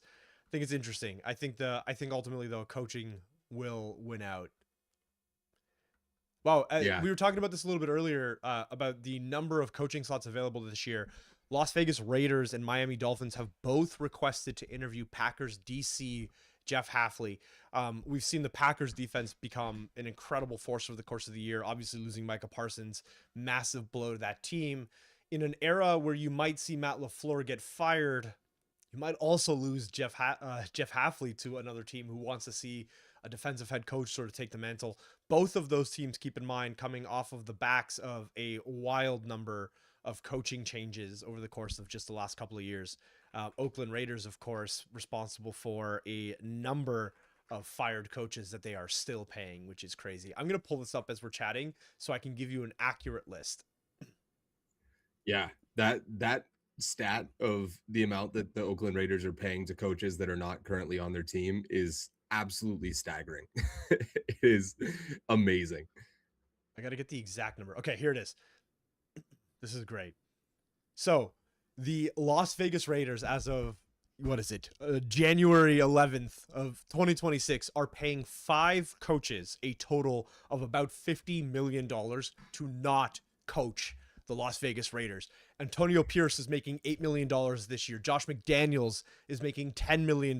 John Gruden is making $10 million. Pete Carroll, who just got fired, is making $16 million. And Chip Kelly, $6 million. All of those coaches are no longer coaching the Las Vegas Raiders. They are paying $50 million. They are paying an entire Josh Allen in coaches. They are not coaching the team. It is absolutely insane how mismanaged the coaching hires have been in Las Vegas over the course of the last decade. In hindsight, do you think there's anybody that they should have kept when you look at that list? It's tough, dude. It's tough. I will say one. I think they probably should have kept John Gruden. I think Chip Kelly, we've seen this a number of times, not meant for the NFL. Josh McDaniels may be the worst head coach candidate in the NFL. Obviously somebody who's a great I OC. hated that guy so much. Great Watching him OC, fail was but so great. not a great head coach. Not somebody that I love.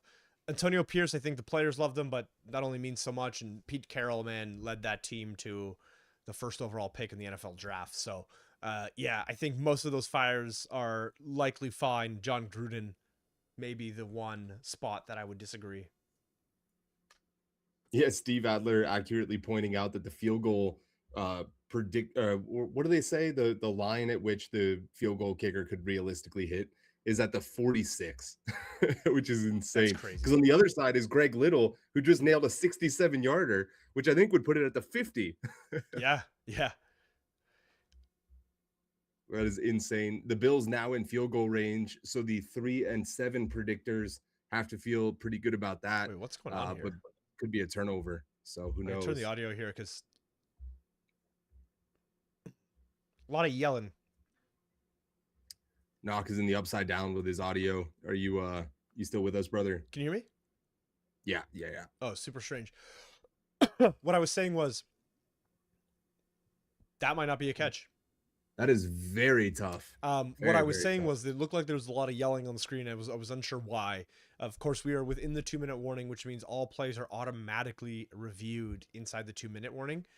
So anything like that, there is no requirement for a coach's challenge. It's going to automatically go to review. So when we come back, we will see whether or not Khalil Shakir made that catch, which puts the Bills 1st and 10 from the 35, it looked like. Dude, you know what's so amazing about that Raiders clip that you just linked? We didn't watch this Instagram clip because we already told you guys the stats, but the thumbnail of it is Pete Carroll wearing a shirt in front of all the other coaches that says inspire change. And they have changed. They are too inspired to keep changing, I think, if anything, over to the Raiders. Honestly, Thad Castle, famous Blue Mountain State player, largely believe that the best job that you could have in professional football is the backup quarterback. I would argue the best job you could have in professional football is the fired head coach in year 1 of a 4-year deal, because it would be pretty fucking sweet to be making $10 million a year to be doing absolutely nothing for nobody. Boy, wouldn't it, dude? John Gruden's deal in particular, let's make sure I'm not making this up, but if I remember correctly, the John Gruden deal was a 10-year, $100 million deal. So that money is guaranteed from a head coach perspective. Let's see what the exact deal was. Yeah, John Gruden signed a 10-year, $100 million contract the biggest contract for a head coach in sports history, and he was fired in year 2. So 80 million of that God. 100 million will be collected at home. God damn. And what's crazy too is he got fired kind of because of a bad boy clause, right? There was Yes, some like yes. email scandals He and got stuff. And fired usually, because he was a bit of a whistleblower. That's why he got fired. and DK Metcalf was a whistleblower on that fan, but he gets suspended and loses his guaranteed money. I'm not sure exactly how you can write a contract that allows you to get fired for something like that and then keep all of the guaranteed money. It's pretty crazy. It's pretty sick. No catch, calls overturned. We're now back, I think, at the 45. 3rd and 7 for the Bills. For anybody who was correct and guessed 0, make sure that you have DM me 0 for the Jaguars, to be clear. Make sure that you have DM me at ITSGNOC on X. I've only seen a couple of DMs come through, and I want to make sure we don't miss anybody.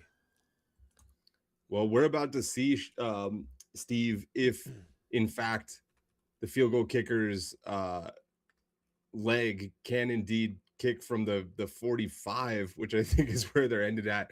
It's possible they also go for this.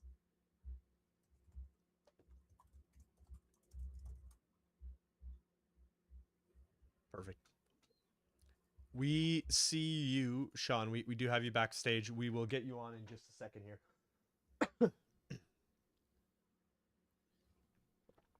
It looks like they're probably going for it. The offense is still on the field. 4th and 4. What you're going to see now is a black screen in the middle, and then Sean is going to be really big. He's going to be the entire screen for a second. I'm going to resize that box as quickly as possible, and we will get him on board. Just bear with us for a second here.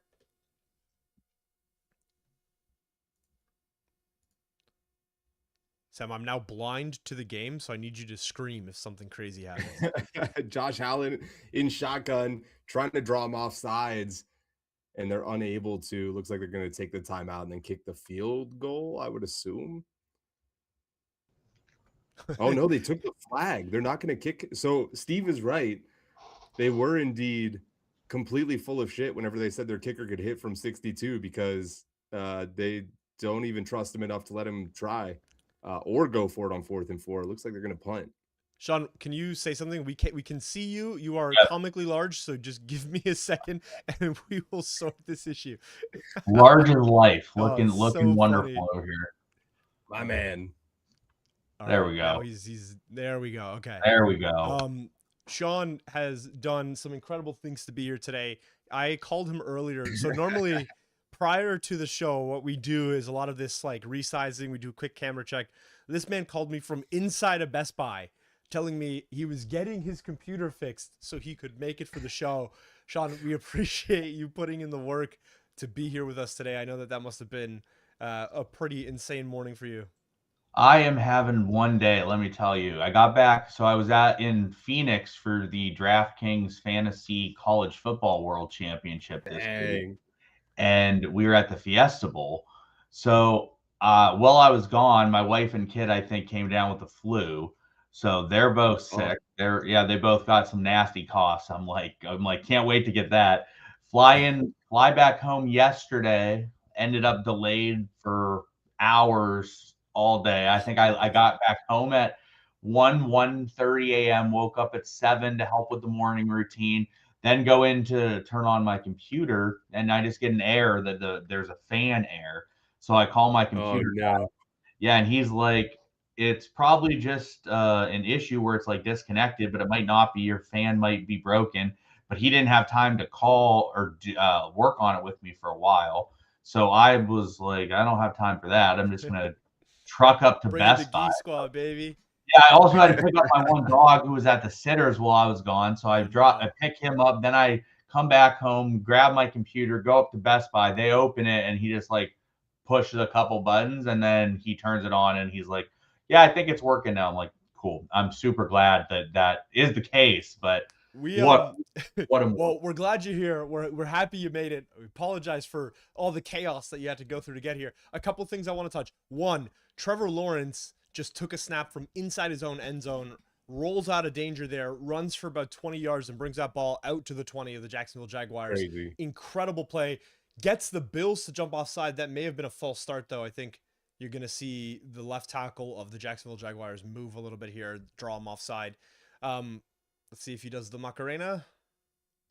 Lining up against Bosa will do that to you. Yeah, jumped offside. It will be a false start on the Jags, so they're going to lose some of that yardage. One other thing, and then we're going to jump into a couple questions for you, Sean, but Walker Little offside on that side, drawing off Bosa. We had a Bills prediction that was available to win some TP.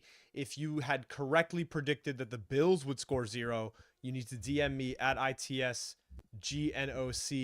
That is the second person that says Knock is super Canadian today. I'm not sure why the Canadians come out. Maybe it's because we're watching the Bills, our official Canadian team. Seem to have lost Sam. Oh, there we go. We're back. Transporting. So 0 for the Jags, 0 for the Bills. We are taking screenshots of the chat, so don't lie to me. But if you predicted 0 correctly, send me a DM on X. We will get you sorted. Sean, I see that you wearing what looks to be a jersey. Talk to us a little about who's your team. What do you like to see? Who do you think? Well, give us who wins this game, and then talk to me about your team. So I am actually a Bills fan, but wow. I will use that more loosely than I would have earlier in my life. So I do so much work with college football that by the time Sundays roll around, my brains are like mush. And so I have not watched the Bills as much in recent years. Luckily, due to Sport.fun and the NFL stuff we're doing, I am way more into the Bills going this season than I have been in recent years. So I have to pick the Bills. I mean, if I didn't, what would I be saying? But I'm also a big Penn State fan. So that's more what that's speaking of Penn State, massive catch by Parker Washington. Yeah, we were just bringing on. Not going to get the playoff though. Wait, but there was a flag. He couldn't get the playoff because it was a pre-snap penalty on them not being able to get. I think it's the Bills though. No, is it not the Bills because they were caught in yeah. This is what T-Law is arguing right now, is that the Bills were making a substitution and they were not able to get set quick enough. This should be against the Bills. This should be a penalty on the Bills. Yeah. Oh, I don't know if he got their center. I don't think their right tackle was set. That was so close. This will be man. this is as close as it gets. We'll explain what all of this is in a second for anybody who's watching this going, the fuck is going on? We will explain this. That right tackle is in motion. He does, honestly, the right tackle looks set right there. I don't know if he gets it because he's got to be set for like a second. He just wasn't. Yeah. He just got there. They got the entire crew. Trevor Lawrence is protesting.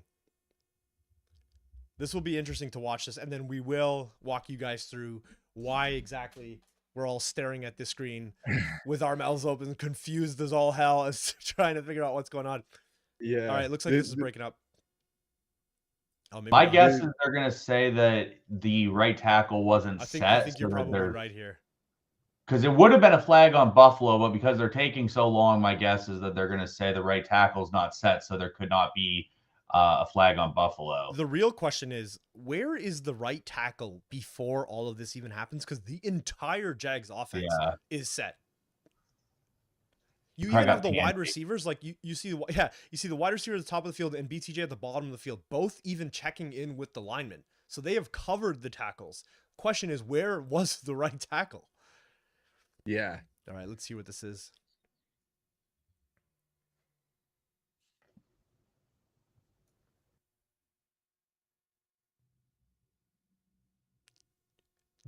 They said the offense did get set and it was offside. Wow. Crazy. Interesting.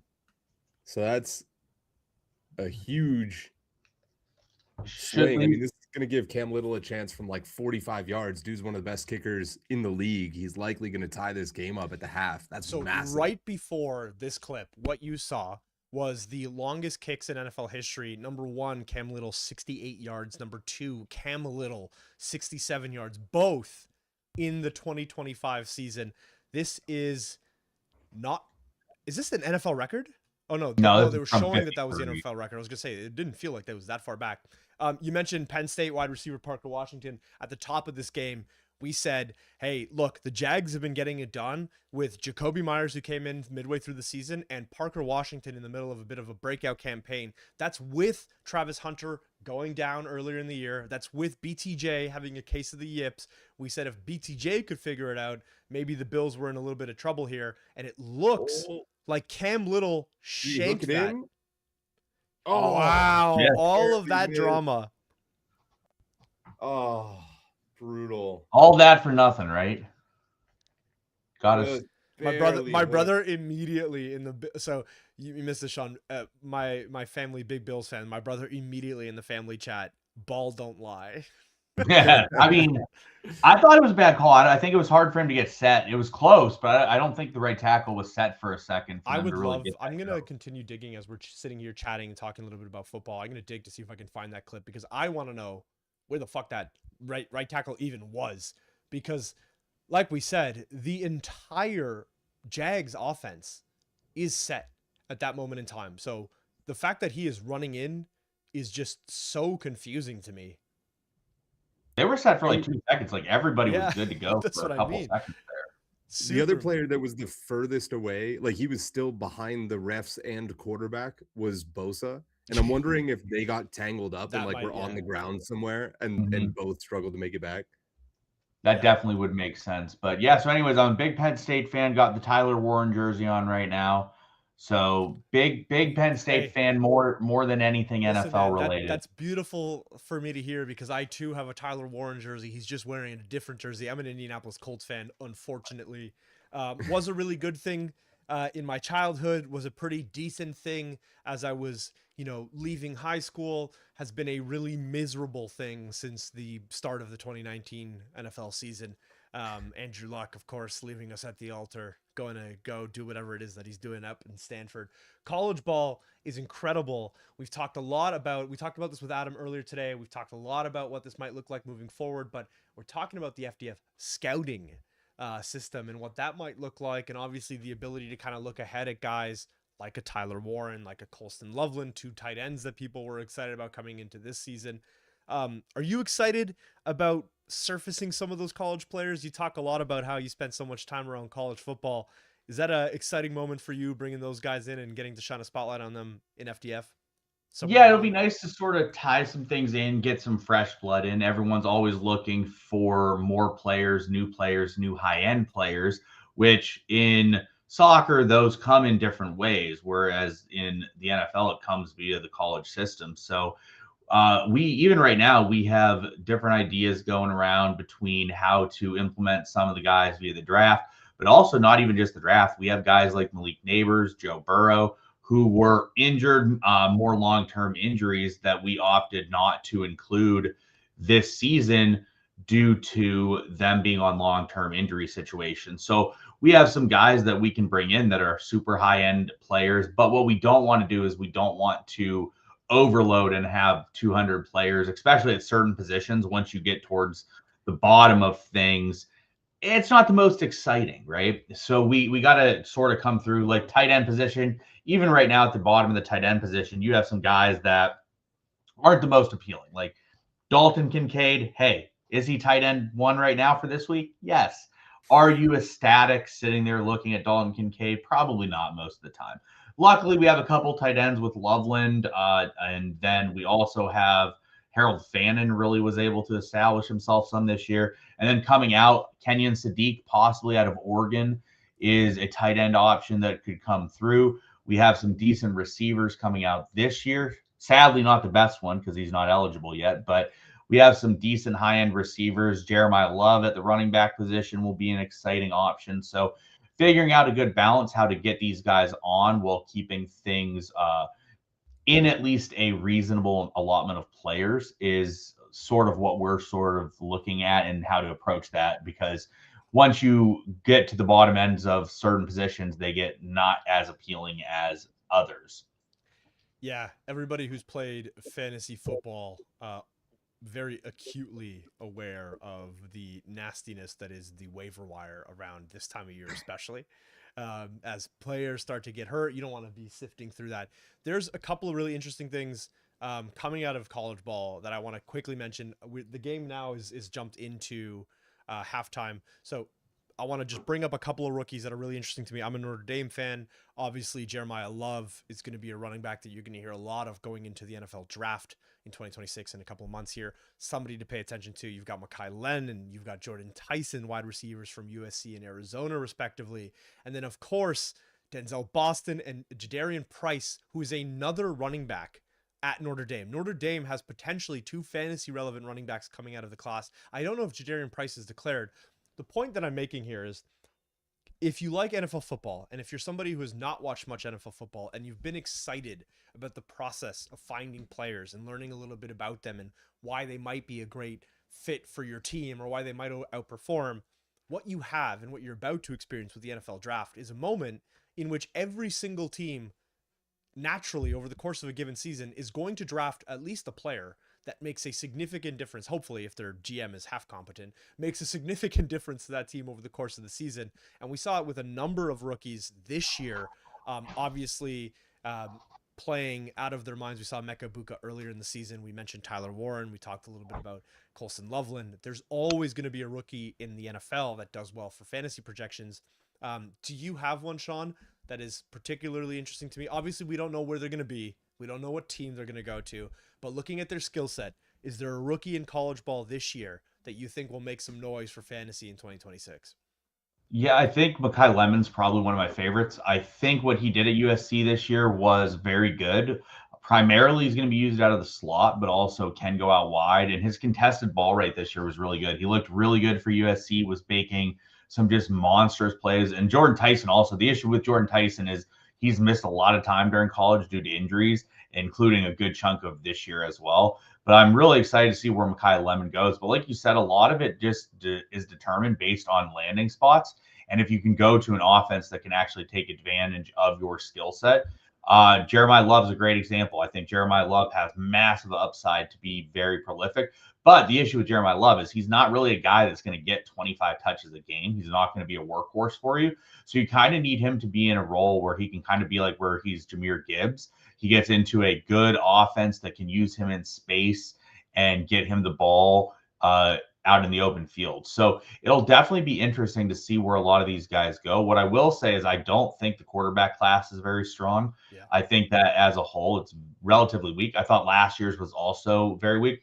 But what was funny this year is there was like a list of like 10 guys. It's like, this is the list of who possibly can go number 1 overall. And then you look at the list and how it performed this year. And it's like, okay, this guy was horrible. This guy was even worse. My God, this guy was terrible. This guy got injured. And all these guys decided, okay, we're just all going to go back to school. So what you're left with is you're left with Mendoza probably coming out. We don't even know for sure if he will, but you'll probably have Mendoza, Dante Moore. There's rumors he's going to stay at Oregon now. So the overall quarterback class might be very, very low based on what you would normally expect out of things. And then I think there's some marquee players at each position, but each draft class is so different. Sometimes you have super high-end marquee players, and some years you're like, yeah, this is a bit rough. Last year's tight end class, great example with Warren, Fannin, and Loveland especially. You were looking at it going into the draft like, oh, tight end was very, very strong. 2 of those guys in the top 15, right? Yep. Pretty insane to watch. One thing I'll mention, and for people watching, what is important when you look at a player from a fantasy perspective is 2 things. One, obviously, does that player have the skill set? The second is, does that player have the opportunity? And I want to point to Ashton Genty as a great example of a player with all the skill set in the world, but with a really horrible opportunity, a really horrible situation. That guy came into a game behind an O-line that didn't block well for him against a quarterback who forgot how to play quarterback. Tight end got hurt. You lose a lot of that. You trade away Jacoby Myers. That team looks scary on paper, and then you get to practice and it's like, okay, Ashton Genty maybe doesn't perform the way you want. Now, he didn't have a bad season. He had, I think it was 1,200 scrimmage yards. He had 11 or just under 1,100 rushing yards. He looked great, but he didn't have the opportunity. So one of the fun things that will come over the scouting process for all of you as you pay attention is, okay, does the player have the skill set? If the answer to that is yes, who did they get drafted to? Is it a team that's going to give him an opportunity? If the answer to that is yes, maybe you have a player who is falling under the radar that you can look at. So a lot of fun stuff going on there. Sean, we did this with Adam, and I'm going to give you the next piece that I think is pretty interesting that I would love to hear from you. But we talked about learnings from season 1 of FTF. Maybe something that you guys believed would happen, maybe something that you thought might not happen. Can you talk to me about the biggest thing that surprised you over the course of the season? I obviously starts midway through the NFL season. You guys built it pretty quickly, but was there something that jumped out at you as you guys saw this roll out that was interesting? I'm trying to think of what is the most thing. What was the biggest question for me going into it was how to balance tight ends properly to give them a fair allotment of the prize pool while also not just overloading them with the prize pool. And the thought process behind things to me was I was pretty confident that the two guys, if healthy, that would win the most amount of their positional TP would be Bowers and McBride, because I think they are pretty clearly above the rest of the tight ends that are options. Also, some of the tight ends that we have to include to get a reasonable number aren't maybe the most prolific options. So I thought that was interesting. I think we did a pretty good job with it. Even as the season is over, you have McBride is one of the most expensive players on the platform because of what he accumulated during the season. I don't know even myself if that is actually the right decision or if that is the wrong decision. Like, should he be a guy that has that much of the allotment, or should other people be more so in that role? Because if you look through all the positions and you look through the amount of TP that's been earned, he hasn't actually earned the most. But what he has done is earned a pretty even margin with Puka Nakua and Christian McCaffrey right now. And then the other thing that I thought was very interesting this year was that we had 72 players. Of the 72 players, 68 of them have won TP at some point during the season, Yeah. which I think is a great indication of the sort of variability that can be played out with things. And we were talking about it yesterday. I was actually talking to someone.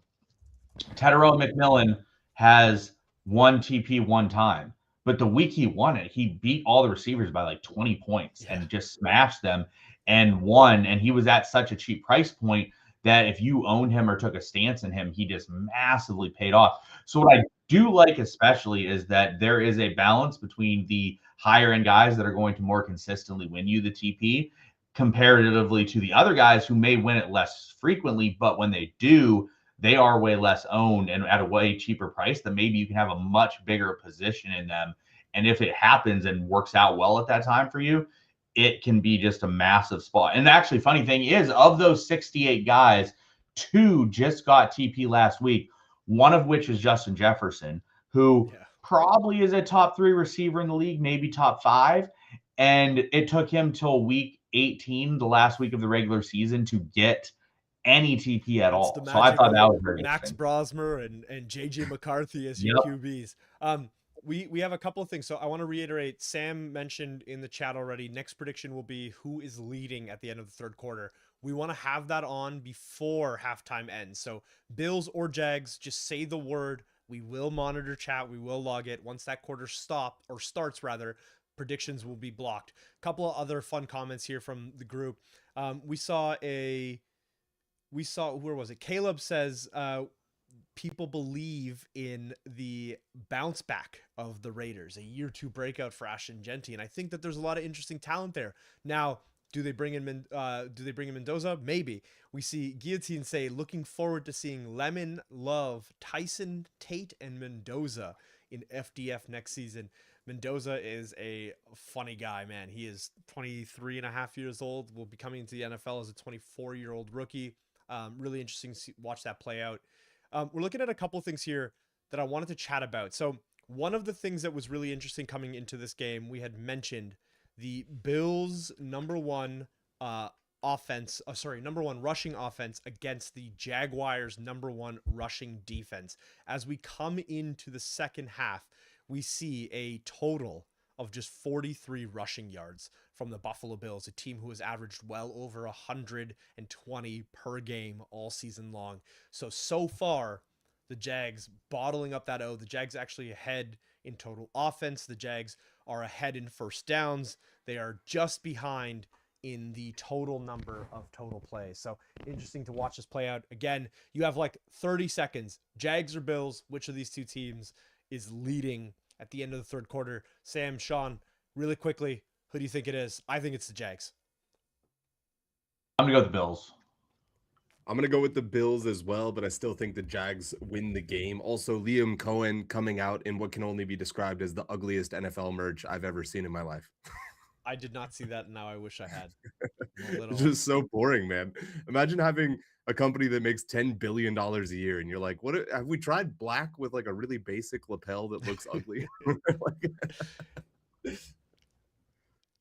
The chat is going off. Yeah, awesome to see. Yeah, the Bills starting with a 3-point lead and also receiving the ball. So you have to imagine the Jags are going to have to make a pretty big splash in the third quarter in order to take the lead from them. I would say that the Bills are probably the safer bet. But with that being said, the Jags have scored in bunches all year long. Oh. 3 touchdown, 4 touchdown halves have been something that's happened quite a bit. So I hit the under on 51.5 earlier.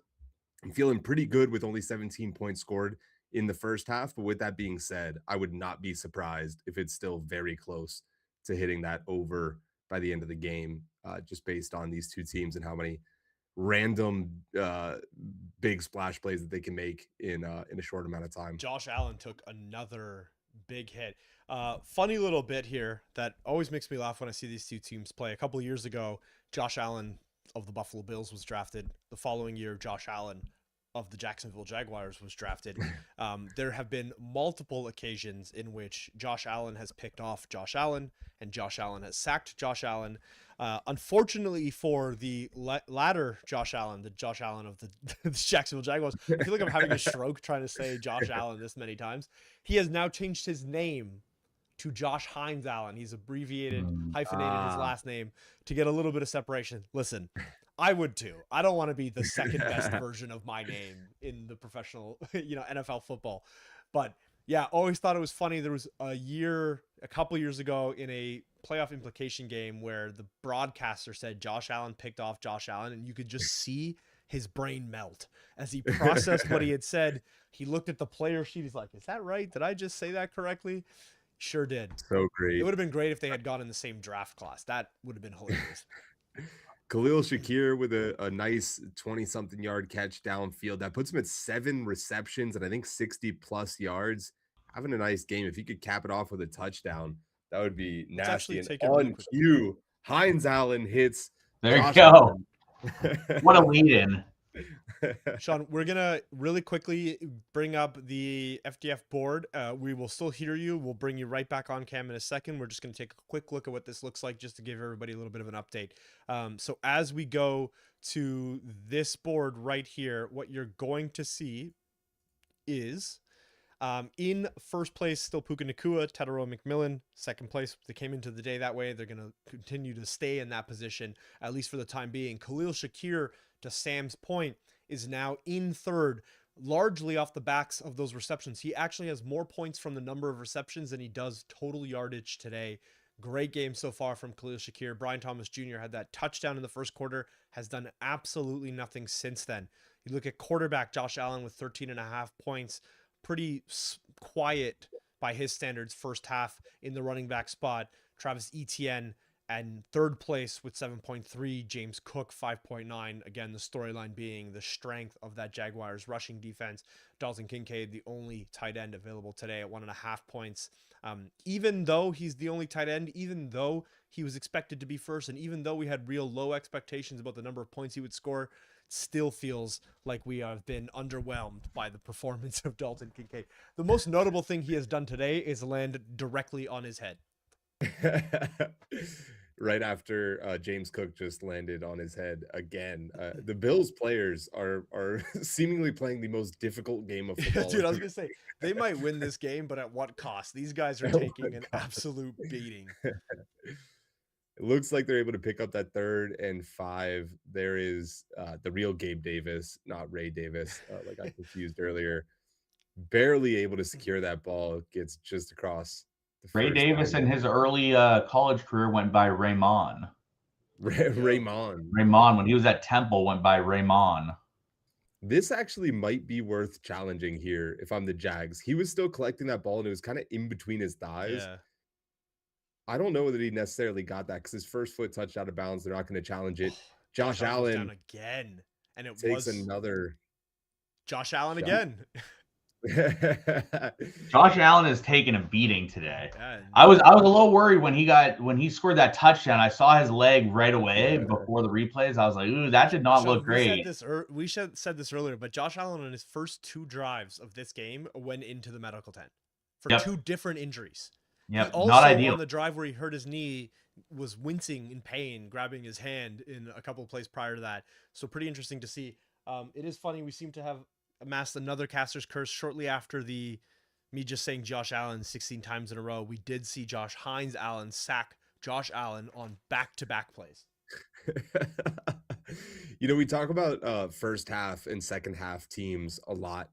And that stat that they just showed, it has embodied nothing more than that. I think that it said something along the lines of, in the first half, the Buffalo Bills are 21st in scoring, but in the second half, they are first in scoring, which is insane. So we'll see if the Bills can stick to that trend or if they're going to regress to the mean It's like in this game.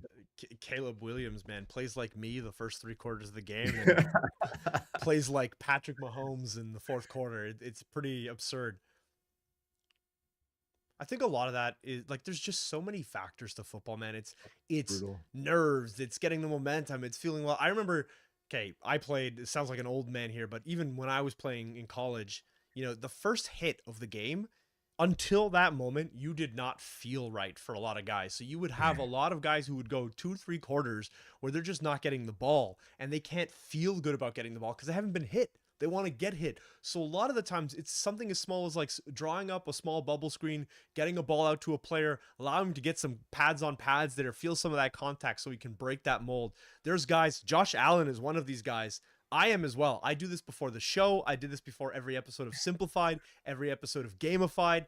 I do this thing where right before I'm about to get on stage, I feel like I have to throw up. And a lot of the times I do. Josh Allen has said that before games, he pukes. Every game, his whole career, somebody walks up, about to walk out of the tunnel, yaks in the garbage, runs out onto the field. There's just so many small things about professional sports or any sort of live performance that you need to kind of get the jitters out. So it's funny to see that the Bills have done this. And I think that that's a real life example of, sure, the stats say one thing, but if you look at the eye test, it's also just objectively true. The Bills are a team who look terrible in most first halves of games. And we saw this earlier in the year when we talked about the Bills-Pats game, Sam, when we were walking through what that game might look like. For those of you who have said the Bills were going to leave the third quarter leading, so far so good, up 3 points here. Now it is still a 1-score game. A touchdown would obviously give the Jaguars the lead there. But we have seen that has been hard to come by. Cam Little even missing a kick earlier in the game, right before half, a very uncharacteristic thing for a man who appears to have the biggest leg in professional football history. Sean, with the scouting program stuff potentially coming up later this year, what do you think is going to be the type of person that service is? Is it going to be the people that like obsess over college football and have really good understanding of who's coming out, or what can you give us on that? I think it's definitely going to be more geared towards people that there's going to be a couple options. Realistically, it could be geared towards like maybe there's injuries that opens up someone that comes up and really gets a benefit via an injury. We all know the running back position gets massively shaken up when injuries occur. Early in the season, Chuba Hubbard was the lead back for Carolina. He goes down for a couple weeks, and all of a sudden, you got Rico Dowdle coming in, and he looks like Barry Sanders for like 2 weeks. So that position especially can be via that way. Otherwise, could definitely be via the draft. You have a lot of the marquee players on the platform already. So where do you get more marquee players from? Yes, there was a few that were maybe skipped over due to injuries this year, but outside of that you're typically going to have to go through the draft to get that. It's not very frequent where you're going to get a guy that just all of a sudden becomes an elite level player that is someone that was like in the league for 3 years and then he was just like an afterthought and then becomes that guy. So I think there will be different use cases for it. there's different ways that it can sort of be utilized and it can be handled. So it'll be interesting to see who is most interested in how they are able to sort of trigger it. But yeah, another thing is, one thing that I had to do is I had to go through and handle the entire player pool and like go through the player pool. Well, what people don't know is like I started coming up with the player pool like week 2 or 3 of the season, because we were planning to launch when we did. Well, by the time we launched, things changed because we had another 6 weeks of play that had happened. So like when I created the player pool, for example, Baker Mayfield was like in the MVP contention through like a month of the season. Baker Mayfield looked great. Well, that's why Matt Stafford's not on the platform, right? But by the time things got launched, we'd already gone so far down, and we just decided to stay with it. And then all of a sudden, you're looking, it's like, oh, we don't have the MVP candidate, Matt Stafford. Luckily, I feel like that was the only one that's like a big miss, because we can talk about a Harold Fannin type player as much as we want. And the issue with like the Harold Fannin versus the Dalton Kincaids is we had to try to balance like guys that would make the playoffs with guys that wouldn't make the playoffs. So when you already have a Brock Bowers and you already have a McBride, and then you just continuously add guys that aren't going to make the playoffs, it becomes a little bit more murky. And then the other thing is that we had to factor, I really like how the injury cover system worked this year. I thought it worked really well. I thought it prevented a lot of pain points with injuries. Like nobody wants to sit there and watch their player tear their ACL and then be out for the year. It's just not fun. Now, in some situations, you actually got a benefit if a player got injured because the backup was very good and they were able to absorb more of a role than even the starter had by themselves. But then other positions, you see like Sam Laporta got injured, and I think their backups have like 3 points combined for like the last 6 weeks. But that's another thing we have to look into is the main idea with the injury cover this year was we could keep it and do it the way in which we did it, because I limited us to 1 player per team. So, for example, Cincinnati, Jamar Chase went down, you would get T. Higgins. That's still a great option. But T. Higgins is a good enough receiver in his own right to be on the platform. So, assuming we go down a path in which we include a T. Higgins, or just in general, players are going to now be moving. This year, we were able to do it like right around the trade deadline. And at that point, the rosters were pretty stable. The guys that we were including weren't like going to be outright cut or anything at this point in the season. So it was a much easier play this year. So now I have to sort of figure out what is the best way for implementation going forward due to the growth of the game. Yeah, it makes total sense, man. I would say Trevor Lawrence, probably the other one that stuck out to me for not being on there, but it makes total sense whenever you look at where they were whenever FDF launched. Nobody would have blamed you the day or even a few weeks after. But whenever he strings together 8 wins and starts slinging, 20 touchdowns in the second half of the season, it's like, oh, well, hindsight is obviously 20. Well, and also, yeah, because you look at it, it's like, all right, let's say Baker Mayfield. If I could do it over again, I would replace Baker Mayfield with Matt Stafford. But when we were looking at it to the beginning, Matt Stafford's 38, has a lot of injury-related issues. Yeah. I was very hesitant with that because the only person who I realistically put on that I thought their shelf life might only be this year was Travis Kelce. And that's because I felt like you kind of had to do it. At that time, the Chiefs were very likely to make the playoffs. He's dating Taylor Swift. You can't ignore that. And he was one of the better scoring tight ends. So like you couldn't really do it. But when you look at it and you talk about Trevor Lawrence, because I agree, Trevor Lawrence, what he's done the second half of the year has been great. But all of a sudden you look at it, it's like, all right, who do you leave off? Do we leave off Jordan Love? Well, all of a sudden, this is a guy that's in the playoffs. He's probably put up QB1 score in week 1 of the playoffs. Do we leave off Bo Nix? Well, his team has a bye, and he's a great, exciting young player. Same thing with like Caleb Williams. You leave him out. So it definitely was a thing where you had to pick and choose who we were going to go with. And at quarterback, especially, because once we looked at the quarterback position, I looked at doing like 16 quarterbacks, but once you got past 12 or so, it was a lot less exciting. and it wasn't really guys that you want. I'm in a 12-man league. We've been in this league for a decade, and I'll tell you what, I can tell you firsthand that after you get past that 12, it's really not that exciting. Because I'll tell you, a perfect example of some name that you will be familiar with that was definitely in the discussion, Daniel Jones. Yeah. Daniel Jones is just not a dude who you're just like, oh, yeah, Daniel Jones, baby, I love this.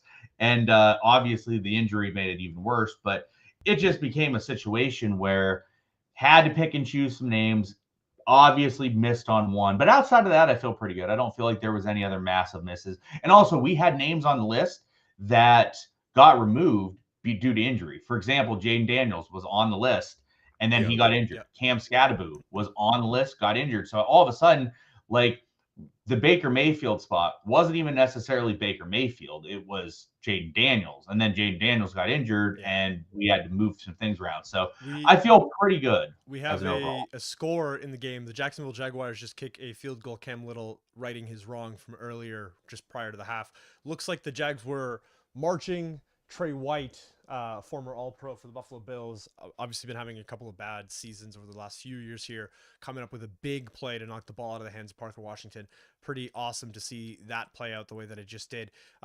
Sean, we want to talk about one more thing, and then we'll let you go. 3 more games after today. We have I believe it is the Chargers and Patriots. We have the Eagles and the 49ers, and then we have tomorrow night the Texans and the Pittsburgh Steelers, which makes me laugh, and I'm sorry, but I'm going to say it, Sam, probably the wrong game for Monday Night Football, given all the other games that we have available to us. That being said, I want your predictions, Sean. Who wins each of those 3 games, and we'll let you go. So, got to go with the Eagles. They're the defending champs. They're at home. Got to pick them. Gonna pick the Patriots. I think that I would say the Chargers haven't looked great tends the season. We've seen, obviously, Herbert's a bit banged up. Everyone seems to be banged up there. Hampton's banged up. They have a lot of injuries going off. And then my second favorite team every week is whoever plays Pittsburgh. So I'm going to have to go with Houston. Going to have to go Houston. I love it. I'll have you know, the reason that we're on Monday night is because if you look at the spreads, it is the closest spread of the entire remainder of these games. Yeah, it's but crazy. that's by default, Sam. It's because neither of those teams can score, so of course the spread is going to be tight. Listen, you said something that was really interesting, and I'll leave this last, and then we're going to move to some. Sam and I have a bunch more playoff clips that we're going to run through with some of the audience. But Sean, you said Justin Herbert is injured. I want to make it very clear to anybody who's unfamiliar with the situation in LA. There are 32 teams in the NFL. The Chargers have the 31 ranked pass blocking offensive line, so the second worst. And they have the last place run blocking offensive line. Justin Herbert, of course, down 2 all-pro tackles, down both of the backups for both of those tackles. He is now on 3rd string on both tackle position, as well as the 2nd string on the left guard and center position. That team has taken a beating. And when we say he is hurt, what we mean is he has a broken left hand and is literally wearing a cast. It is a miracle that the Chargers are in the playoffs. It is even more of a miracle that this guy is playing with a broken hand. Hard to disagree with your takes. I am actually on the other side of 2 of them, but I think your rationale is a lot clearer than mine. I think the Chargers are going to win only because they shouldn't have been here anyway. So I think they're playing with house money. That's a team who's going to come in and ball. How can you say the Chargers are going to win this game? I'll say this. This is the biggest reason why I say this is, and I'm usually a defender of the strength of schedule argument. I'm usually a defender of they only played bad teams. You can only play who you play.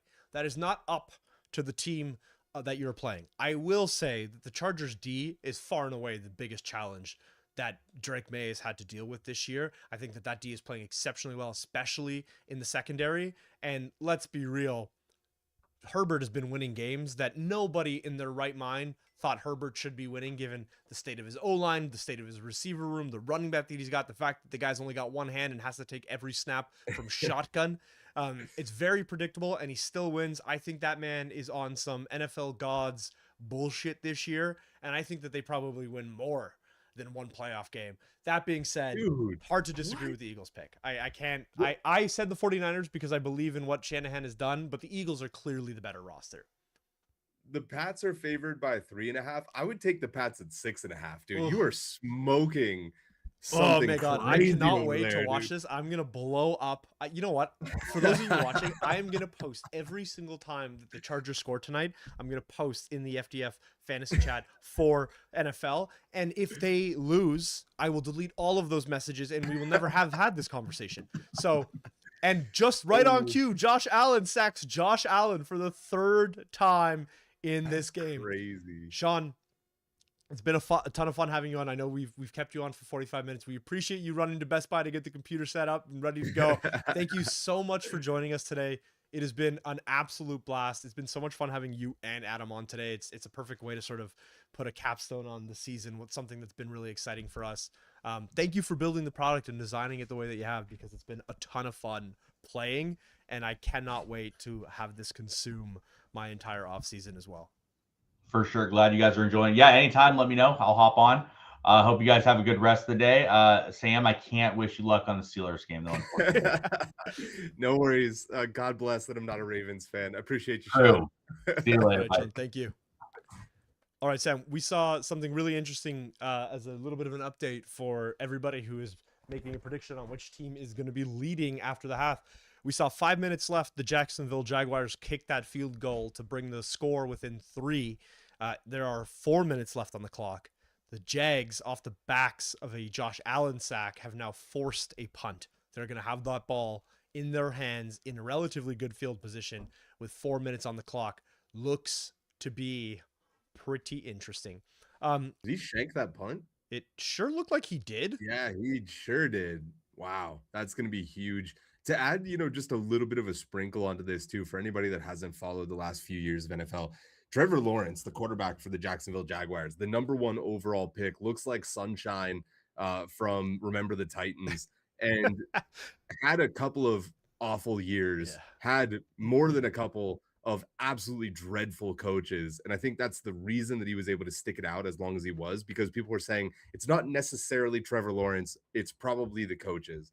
And now to be on the other side of those terrible, terrible coaches, to be putting up 20 touchdowns in his last 8 games, and to have a chance to win a home playoff game against the Bills, and that have tormented this conference for the last 6 years outside of the Chiefs. I think this is an absolutely huge moment for Trevor Lawrence's career, and I think that if he can score a touchdown here and score another touchdown between now and the end of the game, I think there's a solid chance that they're going to win, and that they're maybe going to be able to make it all the way to the championship game in the conference. I could not agree more. Listen, you look at Trevor Lawrence. What you just saw me pick up was a special delivery of a Cliff Bar and a Red Bull, so I'm gonna be consuming that here in a little bit. Listen, Trevor Lawrence has been in the NFL for 5 years. Here's a list of his head coaches: Urban Meyer 2021, Darrell Bevel in 2021, Doug Peterson through 2022 to 2024, and now Liam Cohen. 5 years, 4 different head coaches. But here's a list of his offensive coordinators: Darrell Bevel in 21, Press Taylor in 22, Grant Udinsky, who is currently the offensive coordinator of this season, Shane Waldron, the passing game coordinator now, and Spencer Whipple, who is the quarterback's coach. He has had 5 different offensive coordinators in 5 years of playing. The only quarterback in a worse position than Trevor Lawrence through the course of his career was Baker Mayfield, who is now in his 9th NFL season and his 9th different offensive coordinator. Truly insane. But again, stability, it matters for coaches and it matters for development, and it's really difficult to get good at your job when your job changes every year. And I think that that's really the story of Trevor Lawrence here, is stability, good coaching. And I think it's a very similar story for Justin Herbert. He's just now found his first real coach in year 5 or 6. T-Law, also very young, in his 5th year of the NFL, only a year older than some of the rookies that came in through this class. So plenty of football ahead of Trevor Lawrence. Yeah, T-Law likely going to be around for quite a long time. On that Chargers Pats game, real quick before we move on, the over/under was sitting at 46.5 last I checked. What are you feeling on that one? Sounds like the Chargers D is a big consideration for you. Yeah, I think that game probably looks like, I see like a 28-17, so I guess that would be over, but just barely, half a point over. I think the over is probably fine. Drake May and that You're team have been. you're picking the Chargers to win by 11 then? Yeah, I think so. Is that what you're saying? Yeah. That's crazy, dude. That's crazy. Listen, Drake May, over 50% of his touchdown passes came against teams that were below 500. That's crazy. That's fair. Actually insane. It is fair. With that being said, Stephon Diggs, anytime touchdown, 165 plus 165. You taking it? Yes. Who else is going to score? Hunter Henry under 45 and a half yards. I think probably, given that he hasn't appeared on anything. I don't know if you just witnessed. I'm sorry. I heard the sound of your voice, Sam, but I'm not going to lie to you. It stopped registering after I watched whatever it was that just happened in this game. 15 players just fell. Like I don't even know how to describe they just fell. I don't understand. The Thanos snap. Dude, so weird. A lineman rolled and then he came off the back of his head and like did a handstand. I don't understand what just happened at all. Jags 3rd and 5, sitting at the 45-yard line, their own 45-yard line. This conversion puts them into scoring position. And there's BTJ remembering how to catch the ball. Amazing. He held on to an extra when he hit the ground. Yeah, he's making sure. He's just making sure. He put sure. 3 hands on that ball. Let's pull up some of these old school clips, Knock. We got a lot to get through in the second half of the show. We want to make sure that we have a lot to spread around the other social medias as playoffs go on. We're seeing Travis Etienne.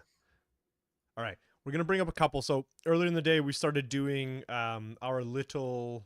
This is not the right one. We want this one. Yeah, this is of all the teams that are in the playoffs, their greatest playoff play of all time. We're gonna start here at the Immaculate Reception. This is the Steelers. Woo! This one, if you haven't seen this play, you are in for a treat. This is an iconic. I have something in this play that makes me laugh every time I see it, and I'll bring it up in a minute. But dude, there's like 4 different moments that are absolutely insane.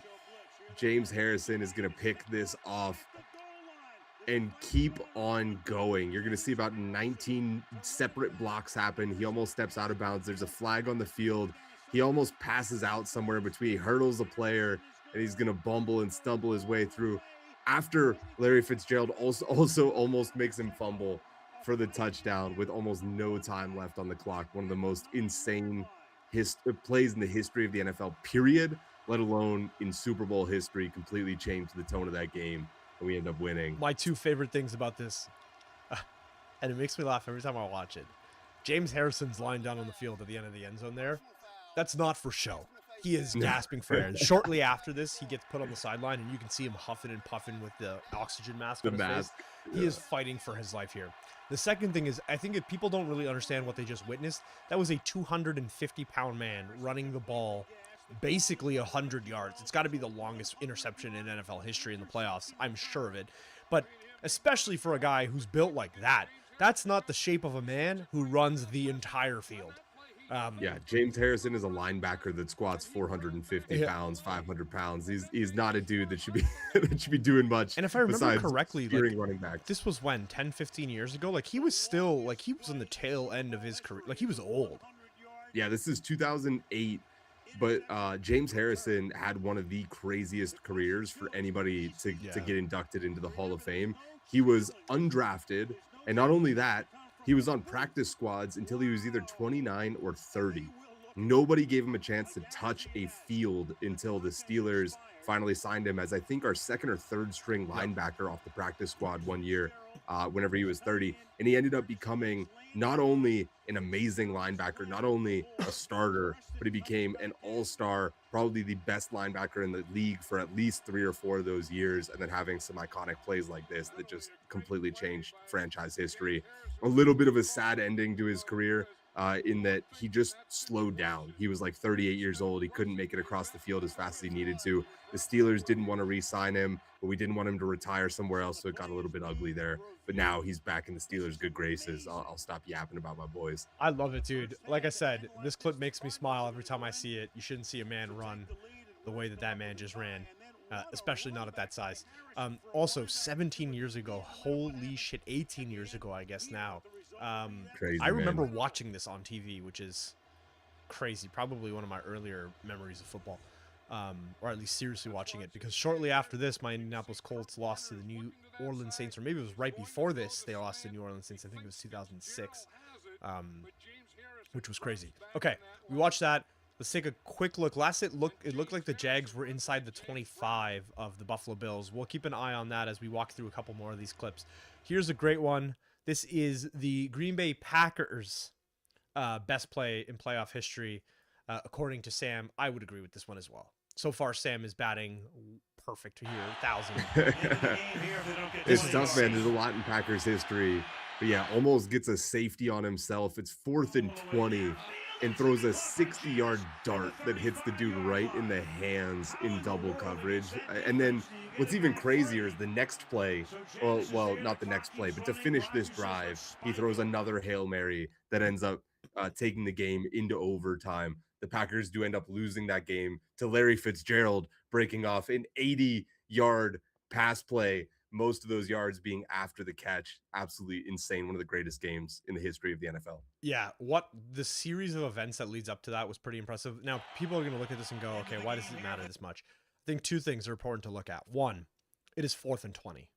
It is 4th and 20 from their own end zone, and there is 54 seconds on the clock. Green Bay has no timeouts. Green Bay goes on to win this game, if I remember correctly.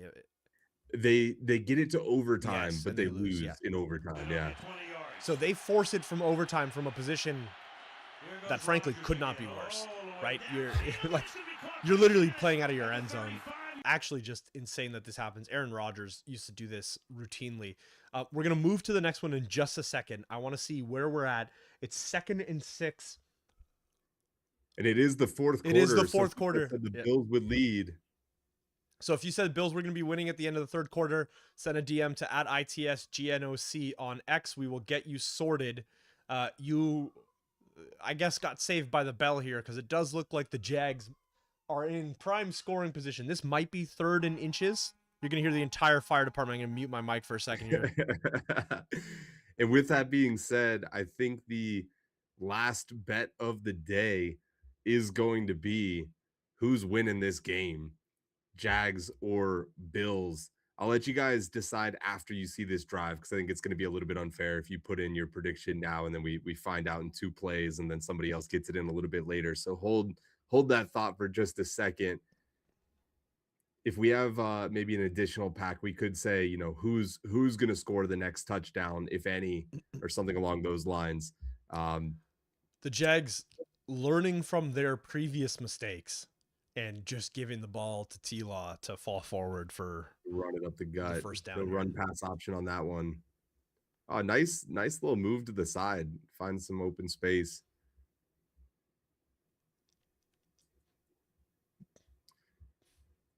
You know, one of the ways that you beat Josh Allen is by just keeping him right there on the bench. Yeah. Don't allow him to get in. This is a long drive. They've eaten now 6.5 minutes off the clock here. This is exactly what you want. You don't want to eat too much time, though, because then Josh Allen's going to do the same thing to you. T-Law running it.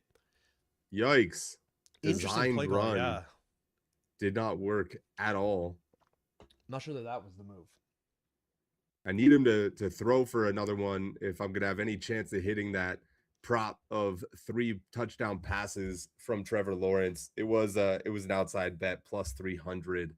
So with that being said, I don't necessarily was it 2.5? expect Like over 2.5? Like it was an over under, or was it exactly like how it was 3+ was just what they said. Yeah. He's gonna sling it again in shotgun formation. And it's that is that Parker Washington? Yes, it is. Parker Washington. Wow. Just as Sean leaves, Penn State fan, his boy Parker Washington with a touchdown, the go-ahead touchdown over the Buffalo Bills. Imagine being a Penn State fan and hating the Steelers, man. How does this work? My dad's a Penn State alumni, loves the Steelers. See, I chose to be a fan of the same team basically just down the road, Notre Dame and Indianapolis, of course, just down the road. Notre Dame not making the college football playoffs. Indianapolis, the first team in NFL history to start 8-2 and not make the playoffs. Yeah. So, painful year crazy. all around for the boys. All right, that's a touchdown for the Jags. Ooh, big injury. Not sure who that is. A big injury. That looks like a lineman. That is a big boy. Christina, last night we're watching we're watching that Bears game. She comes into the living room, she looks on the TV and sees somebody on a cart. She's like, "Ooh, that's a fun ride." I'm like, "That guy's season is done." Oh, dude. I'm like, "You don't want to be on that ride. Trust me. That it looks like a fun Oh, ride. It's man. not a fun ride. Most of the people on that ride are crying Or having a real bad day. Yeah, keep the predictions coming, guys. We'll give you until the commercial break comes back. By the time that next drive starts, we're going to cut it off. So let us know Bills or Jags to win the game. Let's go through a couple more of these clips now. Yes, sir. All right. That was the Aaron Rodgers clip that you just watched. Let's make our way through Philly. Ooh, I bet you know what this one is. If you've been watching, I love this. Let's bring it up. One of the most insane play calls ever. I wanna make whenever you watch this play, think about what would have happened if they didn't execute. You know? You would be getting the Colts fake punt where Pat McAfee did whatever it was that he did, the dumbest thing I've ever seen in my entire life. I just want to, before we watch this, I want to make a point of saying that your current head coach of the Indianapolis Colts was the man who architected this play. Let's go. Unbelievable call. This is like going for the onside This kick. is, of course, called the Philly Special. This is a backup quarterback against the Patriots in the Super Bowl, by the way. 4th and goal. Huge play.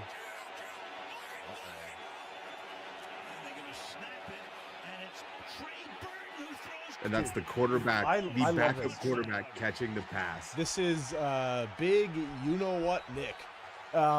Listen, so what's interesting about this play is, one, Carson Wentz is having a MVP caliber season, leading the Eagles to the playoffs at this run, goes down. Nick Foles has to step in, a guy who really hasn't done much in his career, hasn't done much outside of this moment either, but sure enough leads the Eagles to a Super Bowl win over the New England Patriots. What's crazy is, instead of taking the points, they have so much respect for Tom Brady and that Patriots team and what they can do, which is score at will, that they are going for it from the 2-yard line. And then the fun thing here is all the motion. So you'll watch Nick Foles, who's sitting right here. You can see my mouse on the screen, sitting right here alongside the running back. I can't even remember who it was at the time. But what happens is he moves over, signals that flapping thing to show the Philly special, creates a little bit of movement, then says, "Hey, let's snap this ball. Hold on, I don't like this coverage." Walks up to the line, says something to his lineman, and then this ball is direct snapped to the running back. Nobody knows who is supposed to be covering Nick Foles here, because he's not even a concern at this moment in time. It's just one of the best design plays in NFL history. The moment, the team that they were playing against, the Patriots, in the middle of that Patriots era, just such an incredible play to watch back. It's something that does not get old. I love this one. Yeah, dude, as a certified Patriots hater, this was one of the greatest moments of my life. Oh, I dude, just put myself in the cheering. shoes. Dude, Nick Foles, imagine the team being like, not only do you need to carry us to a win, you need to catch your first ever NFL pass, and it's going to be a 4th down touchdown as the half is winding down against the Zach Patriots. Ertz, the tight end, is going to throw you the ball. Yeah, that's right. That's right. Obi-Wan saying he's going to freak out if we don't show the Saints onside kick. This is only for teams that made the playoffs, Obi. It's a great play. I did review it, but I just can't. It's not part of One the of theme, the best dude. plays, but unfortunately, they're not here. Can't count it. Okay, we've got a couple more, quite a few more. We'll go through Steve Smith. Oh, man. First of all, this is how unfortunate the Panthers have been. Because this is, I don't even know what this field was made out of. It looks like paint on cement. All right. But like, let's watch this. The Italian in me almost said cement. Third This is down, 14. Watching this. Keep in mind, this is double overtime, so an NFL game obviously can't end a tie in the playoffs. Fires to an open Smith. Steve Smith is going to go all the way. Disgusting. Best wide receiver in Carolina Panthers history, Steve Smith, absolutely houses it in double OT. The best part about this entire clip, and you might miss it on first watch, which is acceptable, okay, but I'm going to show you this in a second. First of all, this is the ugliest throwing motion in the history of the NFL. Look at where this arm goes. 17. To God. Throws the ball. breaks tackle, misses, just basically wins a foot race to the end zone. But watch what he does when he slams his ball. Look where it goes. In his own face. Throws that ball off the ground, fucking spikes it right back into his own head. Amazing. Steve Smith never wanted to back down from a fight, even if it's from the ball that he just scored with. Only I can kill me, says Steve Smith. That's right. Josh Allen Allen goes down again in a weird way. Oh, gets up. He's fine. Made a steal. You know, whatever. a lot's going to be said about coaching, the, staff around him, what's been going on from like a pressure perspective. But I think it's important to understand that coming into this game, the Buffalo Bills have the #1 ranked O-line in the NFL, behind only the Denver Broncos in pass protection, but ahead in run block. So they are a top O-line, and they are getting dominated today by Josh Allen and Devin Lloyd in particular. Lloyd, of course, a second team All-Pro this year, voted in. Josh Hines Allen, a wrecking ball in his 9th season, marching along the field. But I will say, 13 points, not enough to win a playoff game. This team needs to score some points. And you can say all you want about every other thing about the scenario of the team, the coaching staff, what's been going on. But Josh Allen being a $55 million man, you need more than 13. That's right. Dalton Kincaid getting back on the board with another 7-yard reception, what we all dream about in FDF. Absolute beast. Let's bring Does up give him a first down, though. Yet another Also, clip. Sorry, go ahead.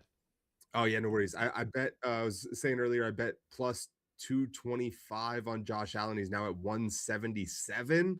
So it's looking like he's going to be right around that mark. But they are slinging it now, and that's going to bring him over 200. There's Dalton Kincaid again. That one actually does something.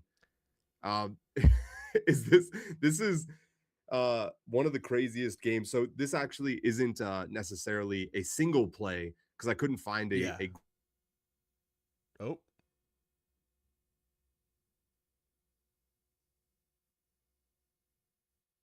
Sam? All right, well, I think what Sam was going to say there was that he could not find a single play that was incredibly exciting. Hopefully you guys can still see. Yeah, looks like it's just me on screen here. Somebody in the chat right now, Obi, Steve, if you guys are there, just let me know that you can hear me, you can see me. I want to make sure that this isn't an issue on my end. Sam teleported back, so now I'm positive that it was not. Sam, can you say something so that I can hear you? Yeah, test. I switched internet connections for the third time. So what Sam was gonna say, I would assume, is that I could not find a very exciting play for the Buffalo Bills in playoff history. Is that a fair assumption? Well, they've been to 4 Super Bowls. I'm sure there's plenty, but at the same time, not a single one necessarily sticks out over another. And they're mostly known for tragic plays like wide right. So with that being said, I thought the thing that did most encompass really like an amazing game from the Bills was this insane comeback. I believe it's 28-3 or 28-0, something like that. So we got to maybe would like to share one piece of information before we show this clip. The Buffalo Bills are the only team in NFL history to go to 4 consecutive Super Bowls and lose 4 consecutive Super Bowls. They lost 4 Super Bowls in a row and have not been back since. They're cursed.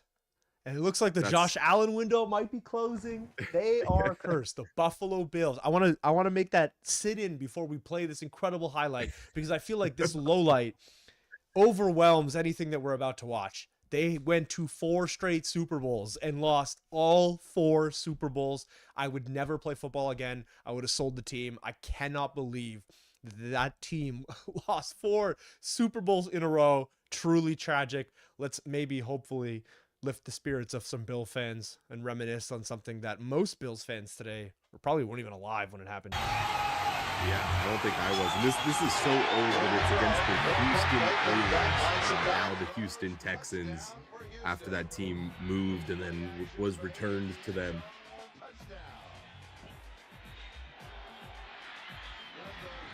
So this is all Oilers highlights, I think, for like the first half of the video, because they absolutely lit them up before the Bills returned to glory here.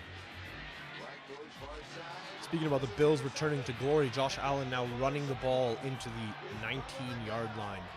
sliding just before. He may be down before the first down. They're rushing to the line here. Snap. There's been a lot of close calls. Oh, wait. Oh, Jags they did throw the challenge. Jags got the challenge in, it looks like. Smart. Yeah. I mean, it's tough to risk a timeout here, but I think that's worth it. If you can force a 4th and 1, you never know. That could be huge for the game. I don't think he got it. Yeah, for people that don't know, the slide rule is notoriously finicky. Basically, it's where you quote-unquote start your slide. So if you start sliding, it doesn't matter where you end up. And his slide definitely starts before the first down mark. And it's also where the ball is at, not like his foot or anything. So that's probably going to be a full yard short, I think. Now we're seeing the Bills. Yeah, I was going to say, the funniest thing is we've been talking for 90 seconds, and it's just now getting to the Bills doing something in this clip. I honestly like these moments a lot better than any individual, like, superstar play. Like, okay, the David Tyree in the catch beat Tom Brady in the Super Bowl was incredible. But moments like this, moments like Andrew Luck in the Indianapolis Colts in the 2015 playoffs against Kansas City Chiefs, I believe it was 2015, down like 28 points. They come back, they win that game. There's that iconic photo of Andrew Luck diving the Superman pose with the ball in his hand over Samson Sattelli into the end zone. Moments like that, moments like this game, that's way more exciting to me than any individual play. Because imagine the hype. Look at this. Everybody running on. It's a walk-off field goal to win the game. The unfortunate thing is we know what ends up happening to the Bills just shortly after this game. But it's a great one. And I think that girl looked exactly like Emma Watson. That was crazy. That was at home as well, which had to feel amazing. But this next clip from the 49ers, one of the most iconic clips in NFL history, because Steve Young, iconic quarterback, runs the ball for the 49ers for 49 yards to put the game on ice. Insane. The only better thing is if this had been in Super Bowl 49, this would have been a glitch in the Matrix. Let's watch this one. Young, back to throw. In trouble, he's going to be sacked. No, disgusting. He runs, gets away again. Steve Young, widely considered the best rushing quarterback in NFL history until Michael Vick came along, Lamar Jackson came along, etc. What a series of blocks. This guy blew a tire, still made it into the end zone. You love to see it. You never heard that? That's I think that's a hockey term. Like when, it is a hockey thing. I've heard it in hockey, but not in football. Yeah. Oh, damn. Maybe I am super Canadian today.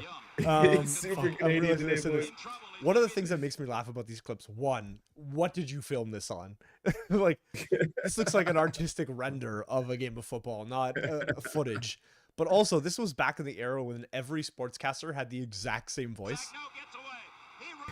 Listen to that. And goes to the 40, gets away again to the 30. If you've ever watched a game of football or any sport from like earlier than 1975, this guy casted every single game in Major League Sports. Same voice. So funny, man. 4th and 1. It was overturned. He's going to run it up the gut, and Allen gets 4. Oh Too my easy. God. What the fuck? Did you see that? The lineman got like tombstoned into the ground there at the back of his play. Watch this. I don't know where it is. I think it's right here, 42. I don't know where it happens. Yeah, right here, I think. Yeah. Yeah, 66. Put some stank Cole on McGovern. I played football with a guy named Cole McGovern. He was not this good. it. Got a couple more clips to walk you through the rest of these teams that have been in the playoffs, but let's see how this plays out. Dalton Josh Kincaid. Allen with a dime. That's a touchdown. And the Bills boys take the in lead. blue. Now, hold on. That has... Oh, Kincaid slow to get up. That cameraman, dead. No, it is Kincaid. I thought it was Dalton Knox. Kincaid now actually making some noise.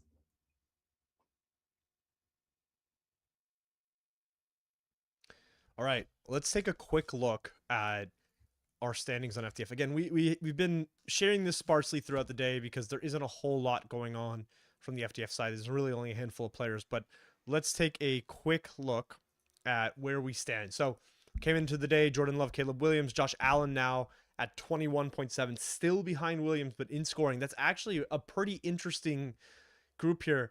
There's I would say an equal chance that these three remain the top three, and an equal chance that none of them are on the board at the end of the week. It's such a good group of QBs. You look at running back, Travis Etienne still in third place at 11 points. Obviously, James Cook in 7. They have been really bottled up. They have 56 yards rushing. Josh Allen accounting for a significant portion of that as well. You look at the tight end spot, Dalton Kincaid now 11.8 off the backs of that most recent touchdown catch. Keep in mind, that touchdown catch was worth 7 points at least, probably about a 20-yard pass. You're looking at almost 10 points of that 11 points came off of just that one play. So pretty insane to see that play out. Look at the wide receiver spot. Khalil Shakir now at 15.7 off the backs of that 8 reception performance. Pretty insane. More yards through receptions than he does through yardage itself. Or sorry, more points through receptions. Pretty wild to watch. Sam, I'm going to fill up this glass of water and let's watch the rest of those playoff clips. I'll be right back. Let's do it, brother.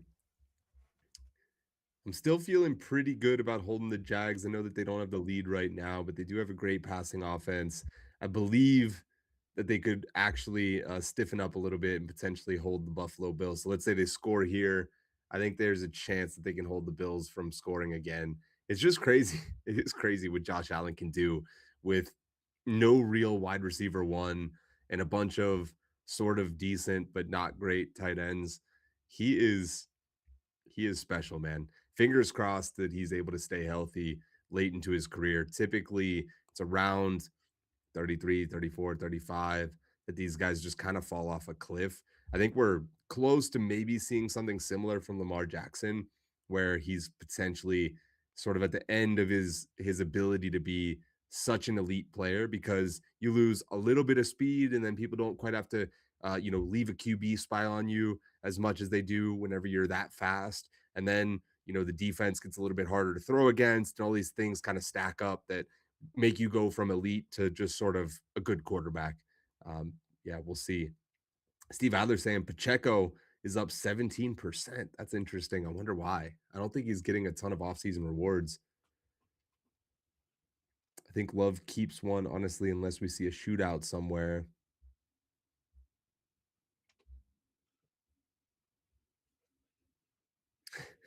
Kincaid, Mucho, TP.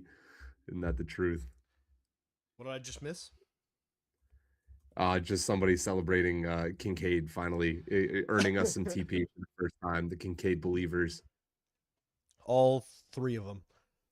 All 3 of them. Damn. 9 minutes on the clock. 3-point game. Yeah, I feel like I still like the Jags here, but with that being said, it does look like it's going to be Jags score, and then Bills have a chance to end the game on a score, which, as we've seen in Josh Allen's career, is where he would prefer to be. Hate to see a Bills player getting carted off. Look at this, man. Look at this chart. I count 1, That's beautiful. 2, 3, 4, 5, 6, 7, 8 swings in momentum in this game. 8. Yeah. Somebody said earlier, they were like, the Bills game looks like a DNA strand on Kalshi. Yeah. That was a banger. Sam, if I turn the audio on, do you hear it? No. Wait, it might just be because I muted it. Yeah, but I hear myself feedbacking too on there. All right, a few more clips to go through, and then Knock and I are going to do something I think is pretty fun called Recover or Cooked. We got some huge injuries this offseason. We're going to go through all of them and see which ones we think are going to bounce back, which ones might not be worth the struggle, from Patrick Mahomes to Tyreek Hill to Tucker Kraft. It looked like looked like Trey White just saved a house call. Yeah, ETN was about to rip that. All right, here is John. Oh God, dude, this is crazy. This is maybe not the best play in Broncos no, history, it's the most but it is iconic. the I don't most even give a iconic, shit. Yeah, for this is sure, the best yeah. thing. John Elway helicopter run doesn't need an introduction or an explanation. Just watch this. Almost offside, but the Packers got back on. Elway scrambling, looking, running, inside the 5. Bang. Jumps into fucking 3 dudes. Dude, it's like something out of like, oh man, I don't even know, like NFL Street. Yeah. Insane to dive forward, brings it in the third quarter, just putting your body on the line. John Elway, Hall of Famer, absolute dog. Look at this. That's what Trevor Lawrence tried to do earlier in the game. Did not work. Kurt Warner, talking about a guy who had a really interesting start to his career. Kurt Warner, obviously Netflix documentary. Man was literally bagging groceries. And then just a few years later, 73-yard touchdown pass to Isaac Bruce in the Super Bowl. Greatest show on This is, turf. of course, the St. Louis Rams, not the LA Rams that we know now.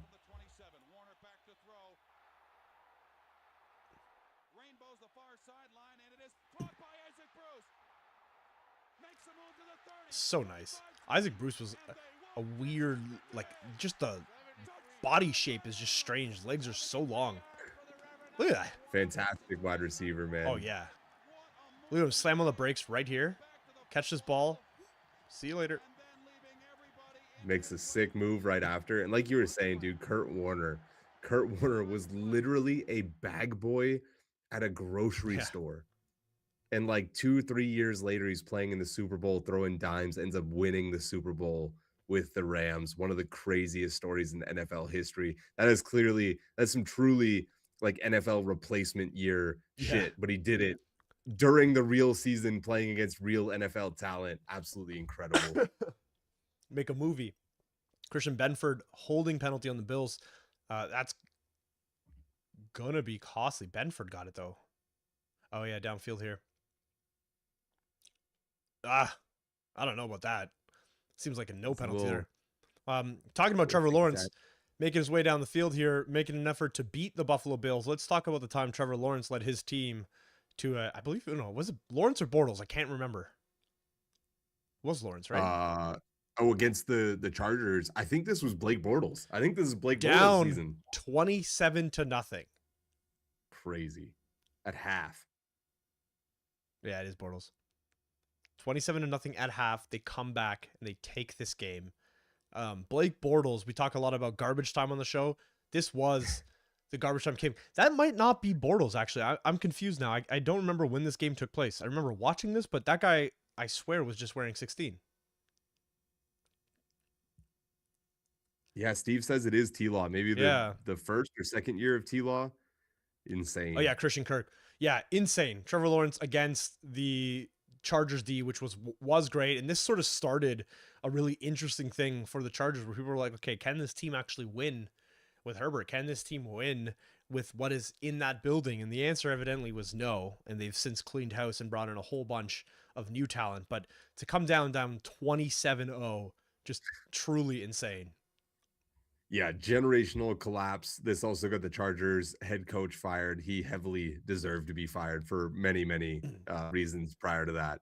Terrible clock management, went for it on fourth down all the time, never seemed to get it, choked out of his mind. And now that led them to Jim Harbaugh. So congratulations. Parker Washington with a huge catch, bring that ball inside the 25 of the Buffalo Bills. The Jags are marching along the field. We'll continue to monitor that as we go through. Listen, I know what this is. I love this. I love that you included this. Thank you for doing so. But let's be real. The best play in Bears history happened last night, and it was Caleb Williams on 4th and 8, making the most ridiculous pass we've ever seen. It was maybe Phil can cut that one in, but also possibly the closest the Bears have been to a Super Bowl in at least 30 years is this video. Also, yeah, Phil, definitely cut that into what we talked about earlier.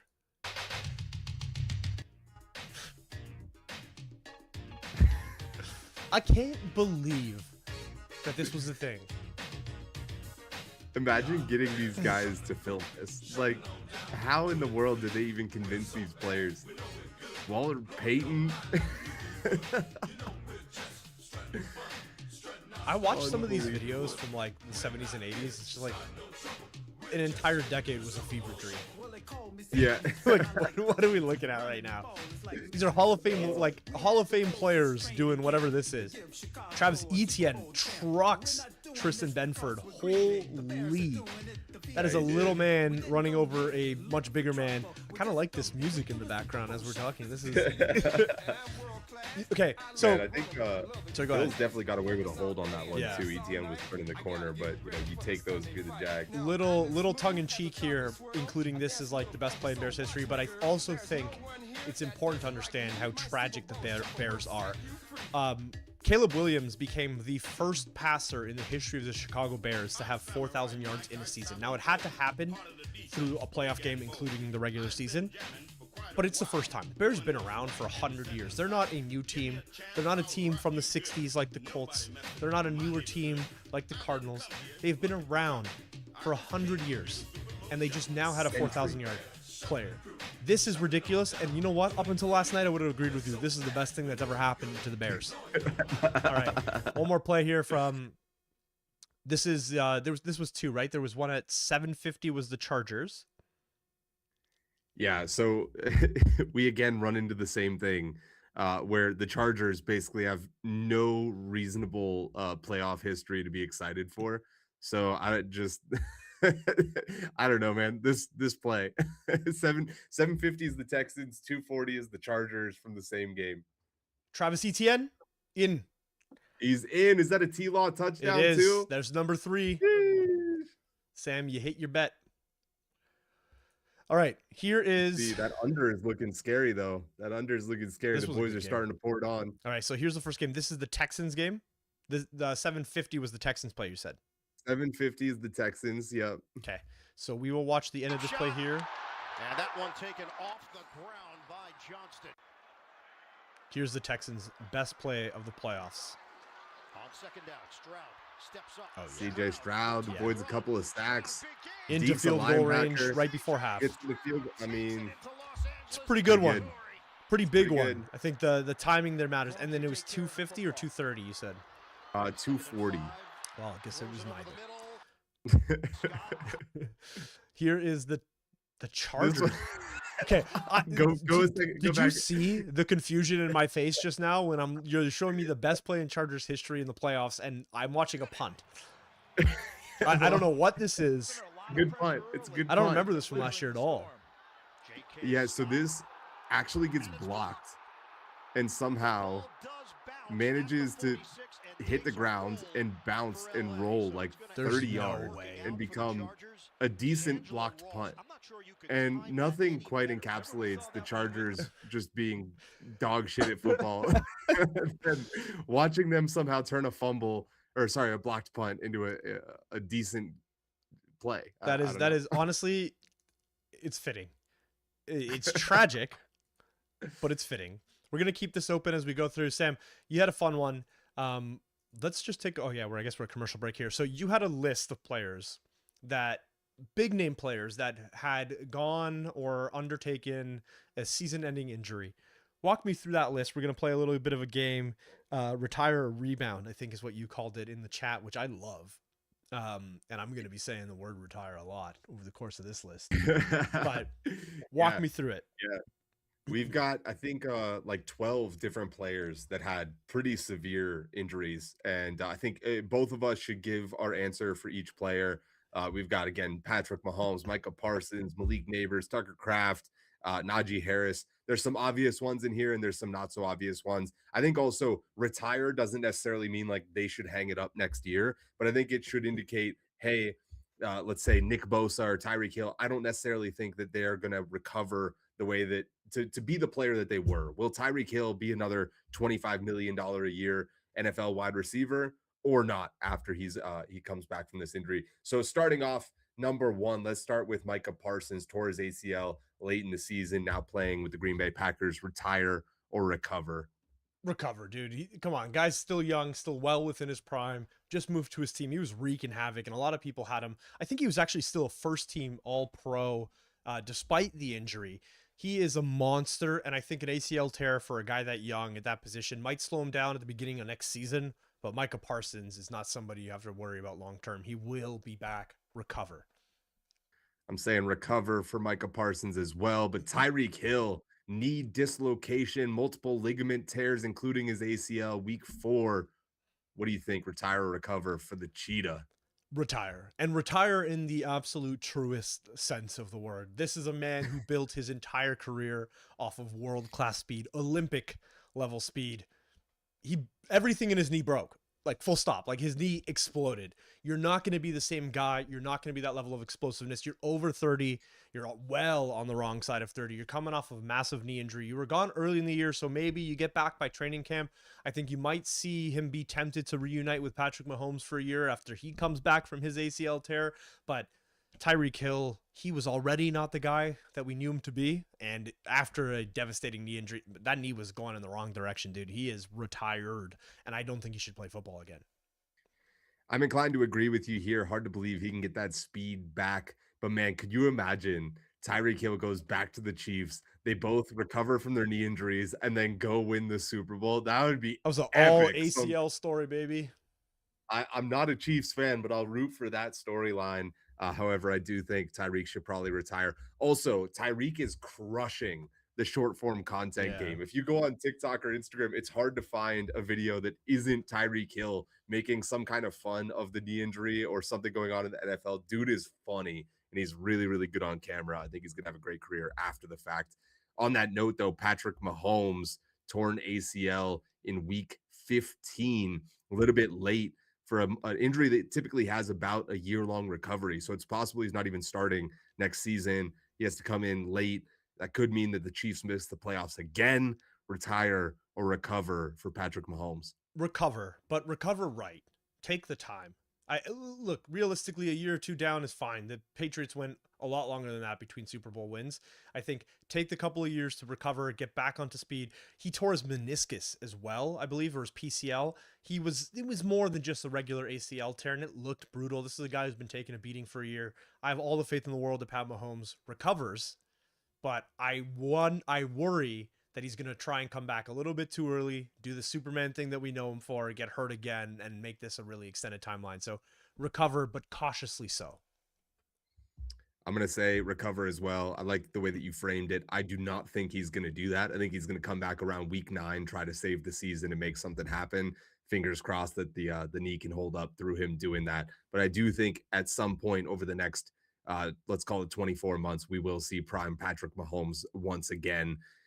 Austin Eckler also tearing his ACL, a mainstay with the Chargers forever, eventually went to the Commanders, had a decent year, followed by this year where he tore his Achilles. Retire, recover. Retire. Dude, oh my God.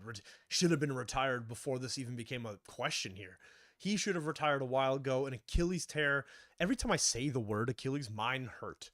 It is a brutal injury, especially for a 32-year-old plus running back, a guy who's already lost a step or two. You're going to come back from an Achilles tear.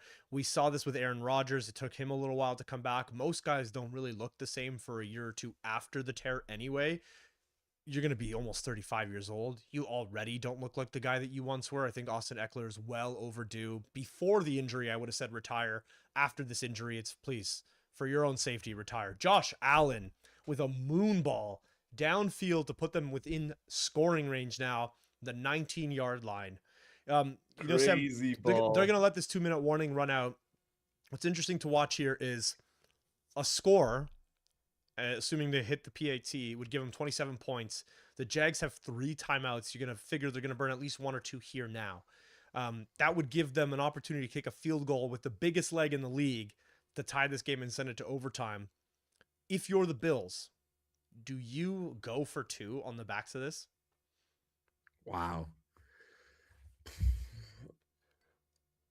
I don't think so. I can't imagine having to justify that in a press conference. You know who's going for it? I'm telling you right now, Ben Johnson's going for fucking 8 if he can. He's going to do it every day of the week.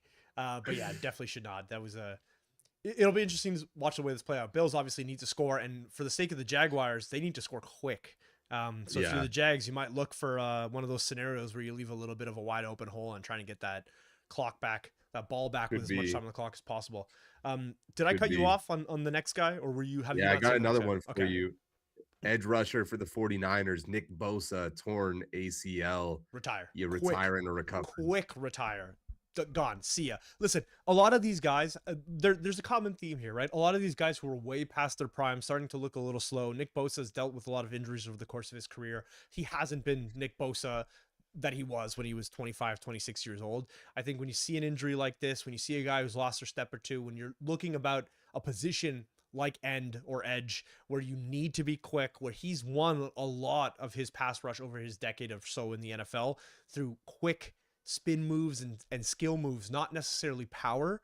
I think you're going to be in a really tough position to come back from that injury at his age. I think it's time for him to go. Now, can he be successful as a, situational player, somebody who comes in an obvious passing down and tries to wreak some havoc? Yeah, you saw Von Miller in a role like that, similar. Joey Bosa, his brother here on Buffalo, is in a very similar role now where he's not the every down guy anymore, but he's coming in, he's being rotated into that rotation. That makes sense to me. I don't think he's a retire as in don't play football anymore like Tyreek Hill or what we saw earlier with Austin Eckler, but I do think he is a retire in the sense of this is it for Nick Bosa, the Nick Bosa that we knew. If he comes back, he's going to come back in a limited role. He's going to be a third down specialist, and that's going to be his job, and that's okay. Najee Harris with the Achilles tear. Najee, Steeler until we traded him to the Chargers. Another one of the Chargers injuries that's been stacking up. What do you think? Retire, recover for Najee. Steve, you are correct. I think Joey is the older one. Yes. Najee Harris, listen, also for me, retire. I know you're going to hate to say this, but I know former Pittsburgh Steeler, now with the Chargers, but look, Amarian Hampton, much better running back than Najee Harris ever was. I think Najee was a plotter. I think he's somebody who did a really good job of running between the tackles. I think he could pick up a couple extra yards of contact, but that type of run style has a limited shelf life. There are very few running backs who looked for contact in the way that Najee Harris did that play an extended period of time. Marshawn Lynch is one of them. Steven Jackson is another guy who comes to mind, but there are few of those players.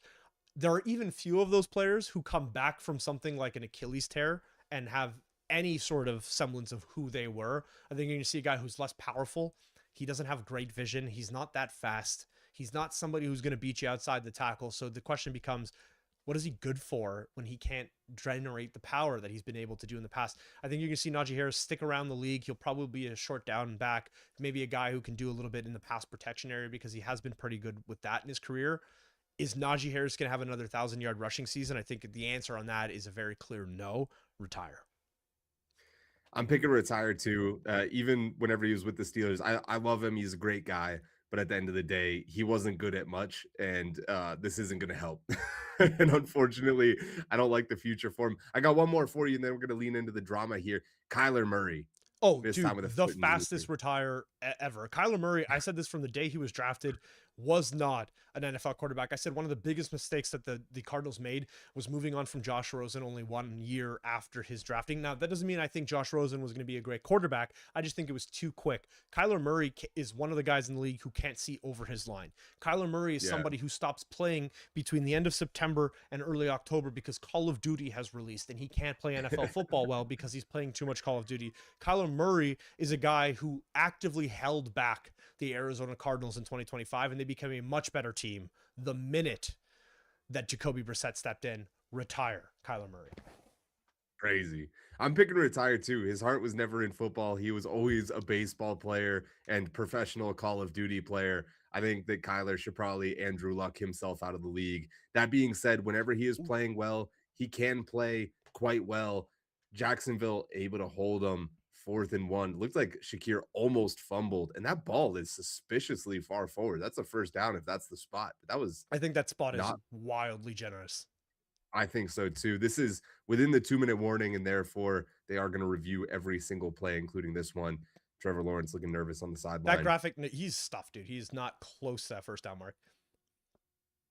That graphic that just came up was really interesting. Josh Allen, 25 career game-winning drives, 0 in the playoffs. Wow. That's crazy, man.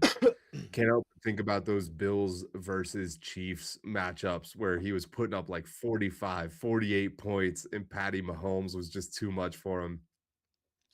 To me, this is a clear short of the sticks. That angle is not very helpful, but it does look just barely short. Steve Adler's calling it Allen sneak to the left side. I'd be surprised if it was anything besides Josh Allen sticking his big old body across the line. Try not to get too cute with it. This is the game. This is one way or another, because if he gets this, they're scoring.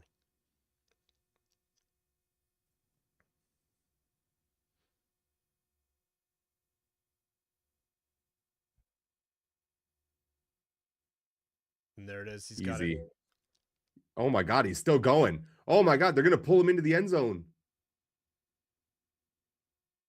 I think they might stop him on forward momentum here. Wait, did they They signal a called touchdown? Yeah, no, I mean his forward momentum never stopped. If they blew the whistle, that would be a huge mistake. And then I think at a certain point, it looked like the Jags started pulling him, like you were mentioning, into the end zone.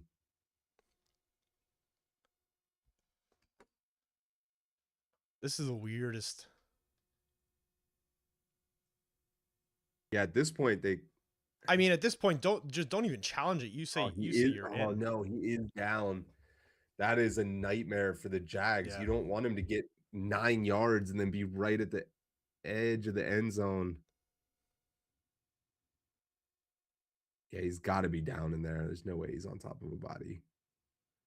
That is a disaster because if he just barely gets it, they're still 10 yards out of the end zone. It's pretty tough to score from there without the ability to get a first down. But now you've given him the 1 yard line. Yeah, this is worst case. Disaster. Steve asking, were the Jags trying to help him score? After seeing these replays, I don't think so. I think they should have, but I think I was actually wrong. Wait, call was under. Wait, it was overturned. So yeah, it did not. Touchdown was pulled back. That is absolute worst case scenario for the Jacksonville Jaguars here, because now the Bills can burn another timeout. Here at this point, you're letting him in. There's I was gonna say. I mean, they might even just want to like kneel once. Yeah. I mean, I don't think timeout. you can do that because then it's like, yeah.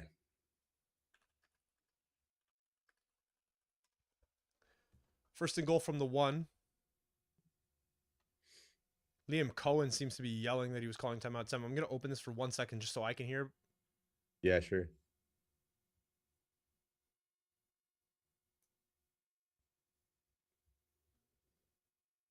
I think if you're the Bills, you hand it to a running back, and then you want that running back to basically.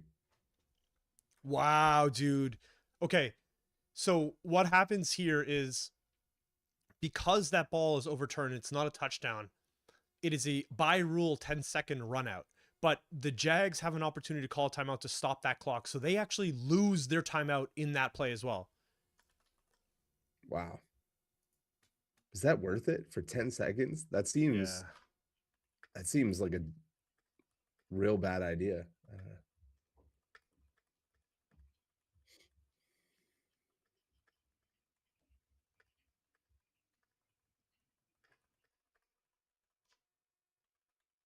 Here we go, lining up another. You let him in. QB sneak. Yeah, gets him right in. All right. Well, the Jags actually with 1:02, no timeout sucks, but 1:02 and all you need is a field goal. And you have the greatest distance field goal kicker in the history of the NFL. Can't forget, though, that he had a chance at a 55-yarder earlier in the game, which would be that we were actually at a tie game right now, except for the fact that he missed it, which doesn't inspire confidence, but he just barely missed that kick. So we'll pretend that we have Cam Little from 2 weeks ago that hit a friggin' 67-yarder, or last week, rather. Huge extra point. We saw this extra point get tipped in the Steelers game, almost costed them the game. Oh, this dude, that kick looked like it was so right. It looked like it was slicing like crazy, but it hooked right back in.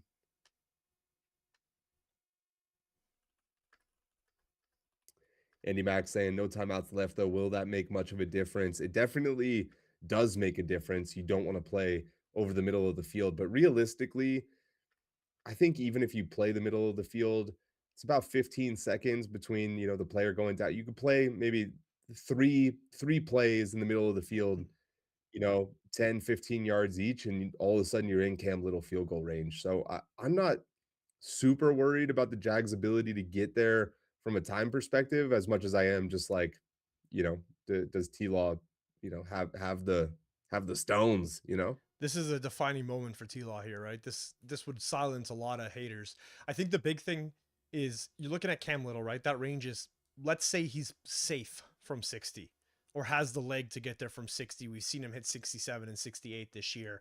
They need to get to the, let's call it 49. You're going to get that ball, that landing zone brings you to the 25. They need 25, 30 yards out of T-Law in the next minute here. No timeouts. So they also need to manage that clock well. Oof. And he only gets out to the 22, 23. yeah. Terrible return. Andy's injured, maybe?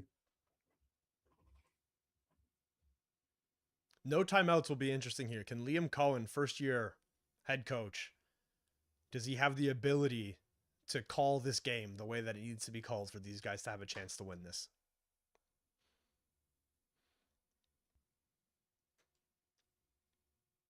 Cam Little warming up on the sideline. Dude, being an NFL kicker in moments like these, I just can't even imagine that level of stress, dude. They are playing the middle of the field. Pick. Game. No way. Game. Instant interception on the first Incredible.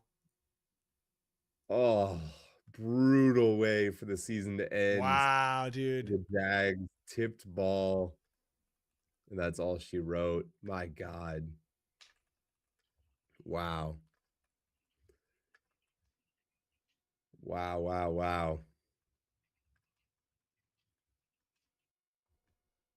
Let's see, was this a good pass and just great defense, or what happened here? Off the hands of his wide receiver.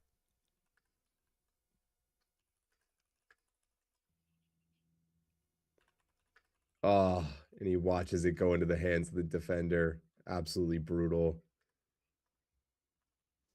Man, great game. The Bills are just, this is just how they play, man. This is just how they do football. So I can't wait to see who they play next. It's going to be a great one. That's crazy. Sad for the Jags. I finally believed in them, and they let me down.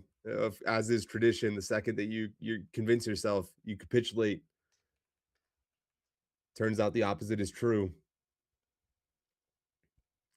Lomer saying he went 4 for 4. Congratulations, man. Excited to get you some packs. There's Bosa cheering. If you picked Bills to win this game again at ITSGNOC, that's crazy. Yep, absolutely insane. And that's going to do it for Amplified as well.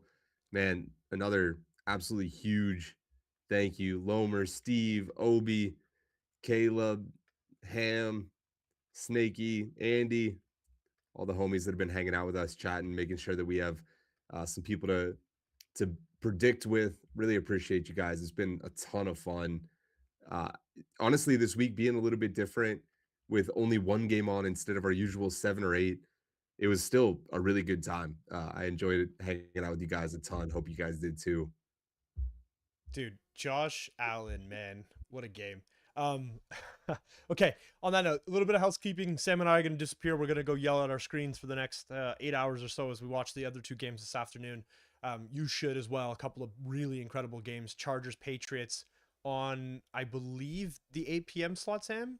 And then 49ers, Eagles on as well. You're going to see the Texans and the Steelers tomorrow. Again, if you were correct at any point today, let me know when you were correct. DM me on X. We'll get you sorted within the next couple of days.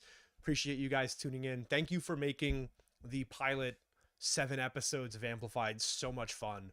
A lot of you guys have been here every week. It's been fun chatting with you guys. It's been fun bringing on different guests, getting a little bit of a couple of different perspectives around football and the way that we watch the sport. Hope you guys are enjoying football. If you came from the fake football and you're watching the real football, congratulations. You're watching an incredible sport. We will be around. We are going to continue making content. We're excited about what's going on in the off season around FDF and around the NFL as well. But thank you again. Appreciate you guys being a part of this test run. Sam, I don't know if you've got anything else, but if not, see you later, guys. We appreciate it. Yeah, that's it. Welcome to American football. Can't wait to run it back turbo next year. Me and Knock will probably continue making sports content. We'll see what the future holds for us, but if you haven't yet, you can find Amplified Sports on a lot of different social media channels. Keep up with a lot of little segments and stuff like that. We're going to try to grow these channels as much as possible so that whenever we come back next year, we're able to promote FDF and some of the things that we have going on here as much as possible. But yeah, big hugs, man. What a year. Awesome, man. Well, appreciate it, guys. Take it easy. See ya. Thanks, boys.